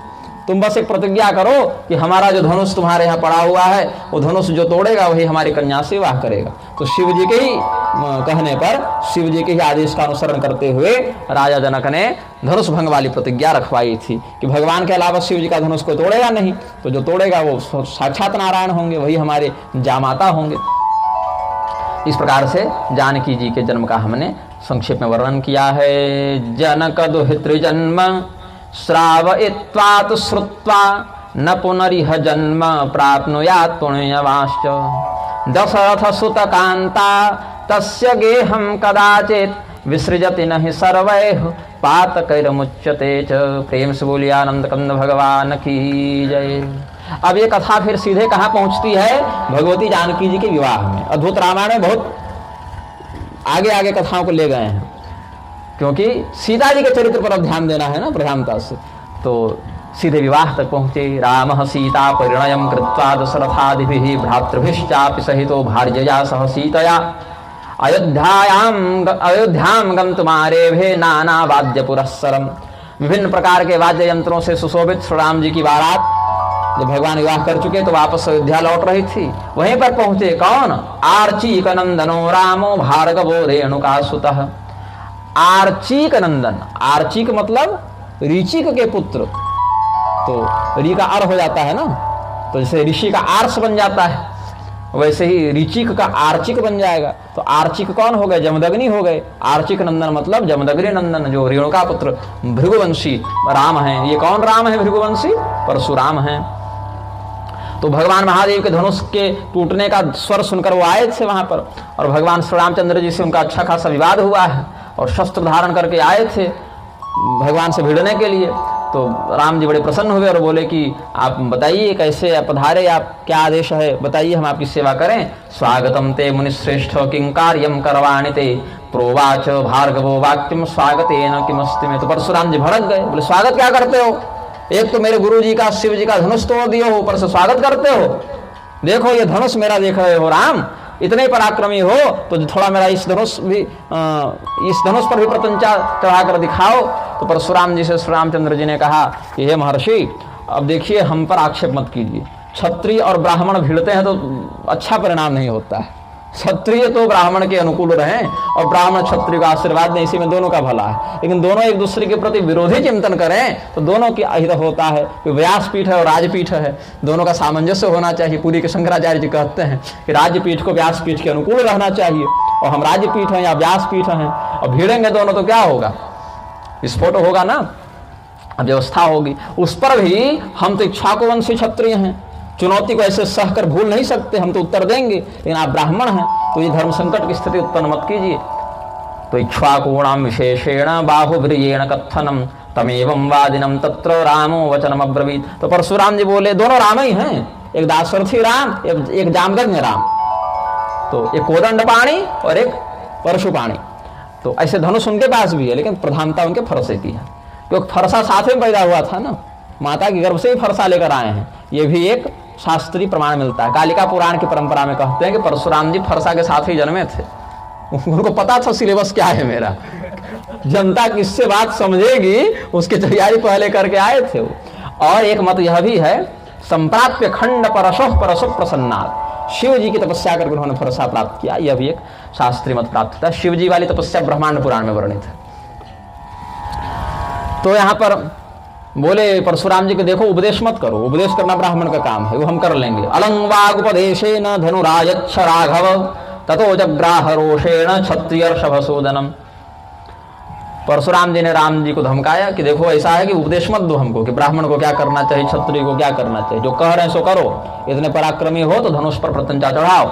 तो भगवान ने कहा ठीक है फिर दीजिए, और ऐसा कहते ही वो धनुष स्वयं भगवान के हाथ में आ गया। भगवान का ही धनुष था, वो वैष्णव धनुष था। तो भगवान तुरंत प्रत्यंचा चढ़ा दी और हंसते हुए फिर उसकी टंकार छोड़ी तो सब कांप गए। तो बोले अब धनुष चढ़ा दिए, और कुछ है आपकी इच्छा? बोले हाँ, इस पर बाण भी चढ़ाओ। तो कान पर्यंत चढ़ाओ, इसको खींचो। चलो प्रत्यंता चढ़ा दिया, लेकिन इसको खींच कितना पाते हो? तो बाण रखा भगवान ने, और परशुराम जी ने बाण दिया। तत्सरामम ददो दिव्यम जामदग्न्यो महाबल शरमाकर्ण देशांतमय माकृष्यतामिति। भगवान को क्रोध आ गया। भाई इनको हम समझा रहे हैं, इस कल्प में भगवान क्रोधित हुए, कहे कि भाई हम तो सुने थे ब्राह्मण क्षमाशील होते हैं, आप तो बड़े अभिमानी हैं, और ऐसा भी नहीं कि आप इतने पराक्रमी स्वयं हैं, वो तो आपके दादाजी ने आपको वरदान दिया था। क्योंकि मंत्र जो चरु वाला उलटफेर हुआ, विश्वामित्र जी वाला जो और परशुराम जी वाला जो चरु में सत्यवती और उनकी माता जी ने जो फेरबदल की थी ना, आप लोग तो पढ़े ही हैं, सुने ही हैं। बाकी जो लोग नहीं जानते हैं वो भागवत महापुराण इत्यादि में देख लेंगे या उन कथाओं को सुन लेंगे। तो वहाँ से क्षत्रियता आप में आया है मंत्र विनियोग का विन्यास बदलने से, तो इसीलिए वो तो मंत्र बल से आप में ऐसा तेज आ गया। और हम तो जन्मजात क्षत्रिय हैं, हमारे तो डीएनए में है वो पराक्रम। आपको तो बाहर से मानद उपाधि वाली पीएचडी है ना आपको, हम तो पढ़ के रिसर्च करके डॉक्टरेट लिए हैं, ये कहते हैं लोग आजकल। तो सुनिए, अब आप देखिए कि मैं कौन हूं। तो भगवान ने उनको दिव्य दृष्टि प्रदान की है। पितृन हुतासनाश्चैव नक्षत्राणि ग्रहांस्तथा गंधर्वान् राक्षसान् अन्यन्यास। यहाँ कुछ टंकन दोष लग रहा है, होना चाहिए गंधर्वान् राक्षसान् यक्षान् नदीस् तीर्थानि यानि वे, तब ठीक रहेगा। ऋषीन् वै निखिलान्याश्च ब्रह्मभूतान् सनातनान् देवर्षिश्चैव कार्त्स्नेन समुद्रान् पर्वतांस्तथा। उससे पहले ततो राम शरीरे वै रामो पश्यत् सभार्गवः आदित्यान् वसून् रुद्रान् साध्यांश्च समरुद्गणान्। जब भृगुवंशी राम को सूर्यवंशी राम ने अपना दिव्य स्वरूप दिखाया है, तो परशुराम जी ने श्री राम जी के शरीर में ही वो सूर्यदेव और जितने भी अग्नि हैं, वरुण, चंद्रमा, कुबेर, ब्रह्मा, महादेव, जितने भूत प्रेत यक्ष राक्षस देवी देवता सब दिखे, सब वेद शास्त्र पुराण धनुर्वेद सब दिखे। और तब भगवान विष्णु ने श्री राम रूप से वह बाण छोड़ा है और पूरा संसार कांपने लगा। परशुराम जी डर गए, और जब भगवान ने वो बाण छोड़ा है परशुराम जी बेहोश हो गए उसके स्वर से। फिर जब चेतना प्राप्त हुई तो भगवान को प्रणाम किया, और विश्वराम प्रत्यागत प्राण प्राणमद विष्णु तेजसम विष्णुना सोभ्यनुज्ञातो महेंद्र मगमत पुनः। फिर वहां से महेंद्र पर्वत परशुराम जी चले गए, और 1 वर्ष तक वहां पर प्रायश्चित किया है भगवान से भिड़ने का, जो उनको अफसोस हुआ ना। ततः संवत्सरेति हृतौजसम अवस्थितम। उसके बाद उनके जो पितर थे वो आए, फिर जमदग्नि जी, ऋचिक जी सब आए और कहे कि देखो तुमने भगवान विष्णु के साथ भिड़कर, श्री राम रूप में तो वही है ना, उनसे भिड़कर अच्छा नहीं किया, तो तुम ऐसा करो, तुम दीप्तोह तीर्थ में जाओ। दीप्तोह तीर्थ का वर्णन किया। वहाँ भृगु जी ने पहले तपस्या की हुई थी, तो भृगु जी ने कहा कि मेरे आश्रम पहुँच जाओ, वहाँ दीप्तोह तीर्थ है एक। गच्छ पुत्र नदीम पुण्याम वधूसर कृतालयाम। वधूसर नामक कुछ स्थान बता रहे हैं जहाँ दीप्तोह तीर्थ था तब, अब पता नहीं उसकी वर्तमान में क्या स्थिति है, ये तो भगवान ही जाने। वहाँ पर भृगु जी तपस्या करते थे, तो वहीं पर तुम जाओ और वहीं पर इसका प्रायश्चित करो। फिर भगवान परशुराम जी का जो तेज हरण किया था ना श्री राम जी ने, वो पुनः उनको प्राप्त हो गया। तो ये जो दोनों में झगड़ा हुआ, इसमें भगवान की ही लीला थी। एक रूप से दूसरे रूप का पराभव दिखाया उन्होंने, और इसका मध्वाचार्य जी ने महाभारत तात्पर्य निर्णय में बड़ा सुंदर अर्थ किया है। कहते हैं कि प्रभु, हमको लग रहा है 9वें-10वें अध्याय के आसपास महाभारत तात्पर्य निर्णय में मध्वाचार्य जी ने कहा है कि प्रभु आपको हमने यह जो लीलानक देखा है, सुना है, समझा है, तो ऐसा लगता है जैसे कोई अभिनेता, वो डबल रोल होता है ना फिल्मों में, तो वही भाव है। जैसे कोई अभिनेता एक और नायक बन जावे और दूसरी विजय कर ले, और दूसरी ओर स्वयं ही अन्य रूप से पराजित होने का नाटक करे और समाज को आनंदित करे, वैसे ही आपने ही एक राम रूप बना लिया, एक परशुराम रूप बना लिया, एक जीत गए, एक हार गए, और समाज का उसको एक नई कथा मिल गई, तो आपका यशोगान करने के लिए एक नया बहाना मिल गया। तो इस प्रकार से मध्वाचार्य जी ने रहस्य बताया कि एक ही बालक जैसे अपने दोनों हाथों से खेलता हो, और कभी इधर पटक दे कभी उधर पटक दे, लेकिन रहता तो एक ही व्यक्ति, वैसे ही आप ये नाटक कर रहे हैं। तो परशुराम जी का जब प्रकरण आएगा श्री रामचरितमानस वाली कथा में, तो हमने वो सब श्लोक बताए हैं उसमें, तो अभी संकेत कर दिया हमने। जब तक ये सब वीडियो आएंगे तब तक तो पूरी कथा हो चुकी होगी, उसके बाद ही प्रसारित होगा। तो आप लोग तो सामने से सुन रहे हैं, वहाँ भी ऐसे ही साधु लोग बैठ कर सुनते थे, बहुत भीड़ वहाँ भी हमने नहीं की थी, बताया ही नहीं था, ऐसे कुछ लोग थे वहाँ पर, वही लोग सुनते थे। अब यहाँ पर फिर सीधे प्रकरण हुआ सीता हरण का, ये तो विवाह का बता दिया। फिर पंचवटी में जब रावण ने व्यामोहित चित्त से भगवती सीता का हरण किया, कदाचित रावणो मोहाल लंकायाम ताम न्यवासयत् ताम दृष्ट्वा ततो रामो लक्ष्मणश्च महाबलः आटतुश्चाटवीं सर्वां सीता दर्शन लालसौ रामस्य रुदतस्तस्य वास्तवाय समुद्भवा नदी वैतरणी चाभुचक्षुषोरश्रुद्भवा। यहाँ पर वैतरणी नदी का वर्णन मिलता है। वैतरणी नदी का निर्माण कैसे हुआ, तो अद्भुत रामायण में जो कथा जिस कल्प की वर्णित है वहां कहते हैं कि जब रावण भगवती सीता का हरण करके ले गया, उस समय भगवान श्री रामचंद्र जी ने जो विलाप किया है, उन्हें विरहाश्रुओं से वैतरणी नदी बनी है। और कालिका पुराण की कथा में कहते हैं कि भगवती सती के वियोग में जो शिव जी ने रुदन किया है, उससे वैतरणी नदी बनी है। और तालध्वज ने जो नारद मुनि से विवाह नहीं कर लिया था, नारद मुनि जब स्त्री बन गए थे, तो नारद मुनि से तालध्वज राजा का ब्याह हो गया था। भगवान ने बहुत तमाशा किया है नारद मुनि के साथ वहां पर, देवी भागवत में कथा है। तालध्वज का भाव था, जब नारद जी पुनः पुरुष बन गए और अपनी पत्नी का वियोग उसको तड़पाने लगा, तो कहता है कि भार्या विरहजम दुखम रामो व्यक्ति शिवो थवा, कि पत्नी के वियोग का दुख तो दो ही जाने, एक राम जी और एक शिव जी। सीता जी के समय राम जी और सती जी के समय शिव जी। और वैतरणी नदी दोनों के नेत्रों से जो विरह के आंसू निकले उसी से बनी है। तो अद्भुत रामायण के अनुसार वैतरणी कब बनी, उस कल्प में जब राम जी ने सीता जी के वियोग में आंसू बहाया। और एक कल्प में वैतरणी नदी कब बनी, जब शिव जी ने सती जी के वियोग में आंसू बहाया है।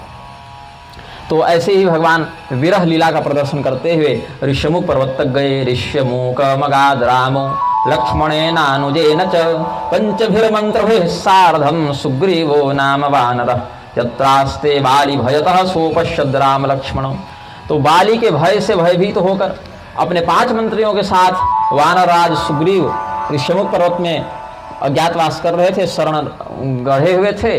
नीचे देखा कि 2 बड़े सुंदर और तेजस्वी धनुर्धारी जा रहे हैं, तो कहीं ये हमारे शत्रु तो नहीं, कहीं बाली ने इनको हमारे ऊपर आक्रमण करने के लिए तो नहीं भेजा, क्योंकि स्वयं तो आ नहीं सकता, लेकिन किसी को भेज तो सकता है। अपने मर्डर न करो तो सुपारी तो दी जा सकती है। तो इस आशंका से सुग्रीव जी आतंकित हुए। तो हनुमान जी को कहा कि आप पता कीजिए, जाकर नीति का प्रयोग कीजिए कि ये कौन है और इधर आने का उद्देश्य क्या है।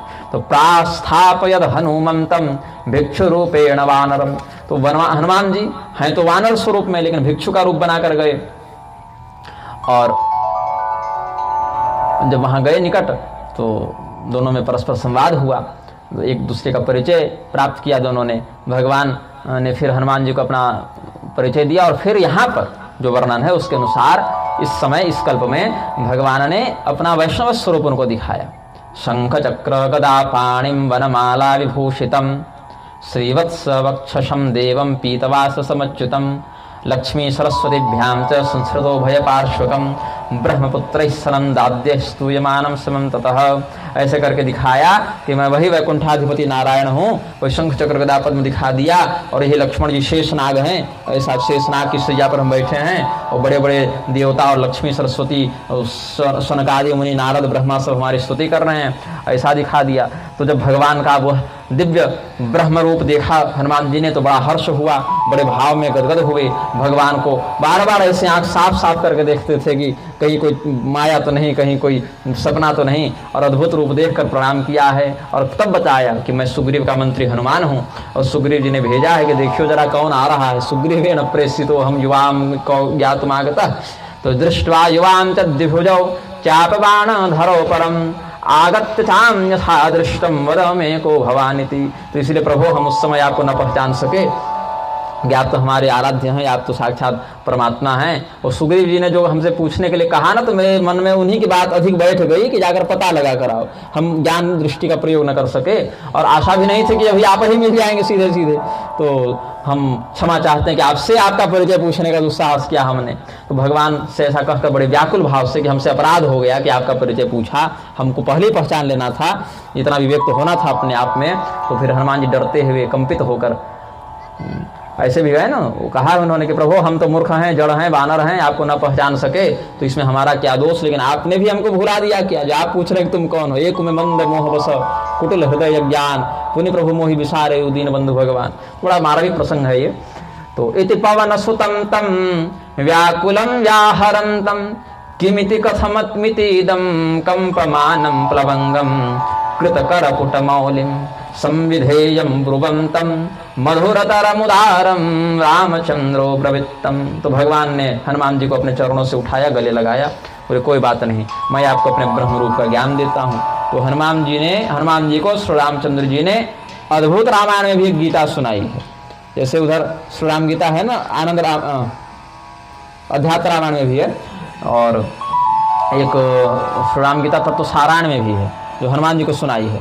लेकिन यहाँ पर उसी जो श्री राम गीता का भाव है उसको संक्षेप में राम जी ने बताया। तो श्री राम गीता पर कल हम व्याख्यान करेंगे।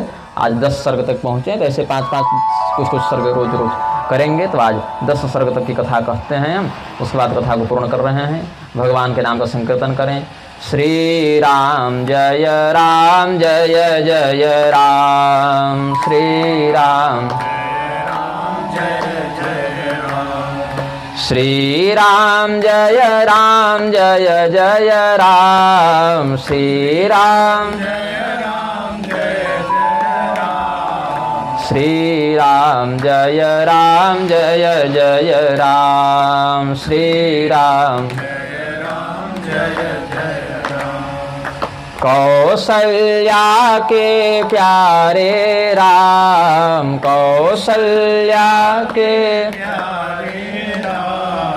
दशरथ राज दुलारे राम, दशरथ सीता प्राण आधारे राम, सीता प्राण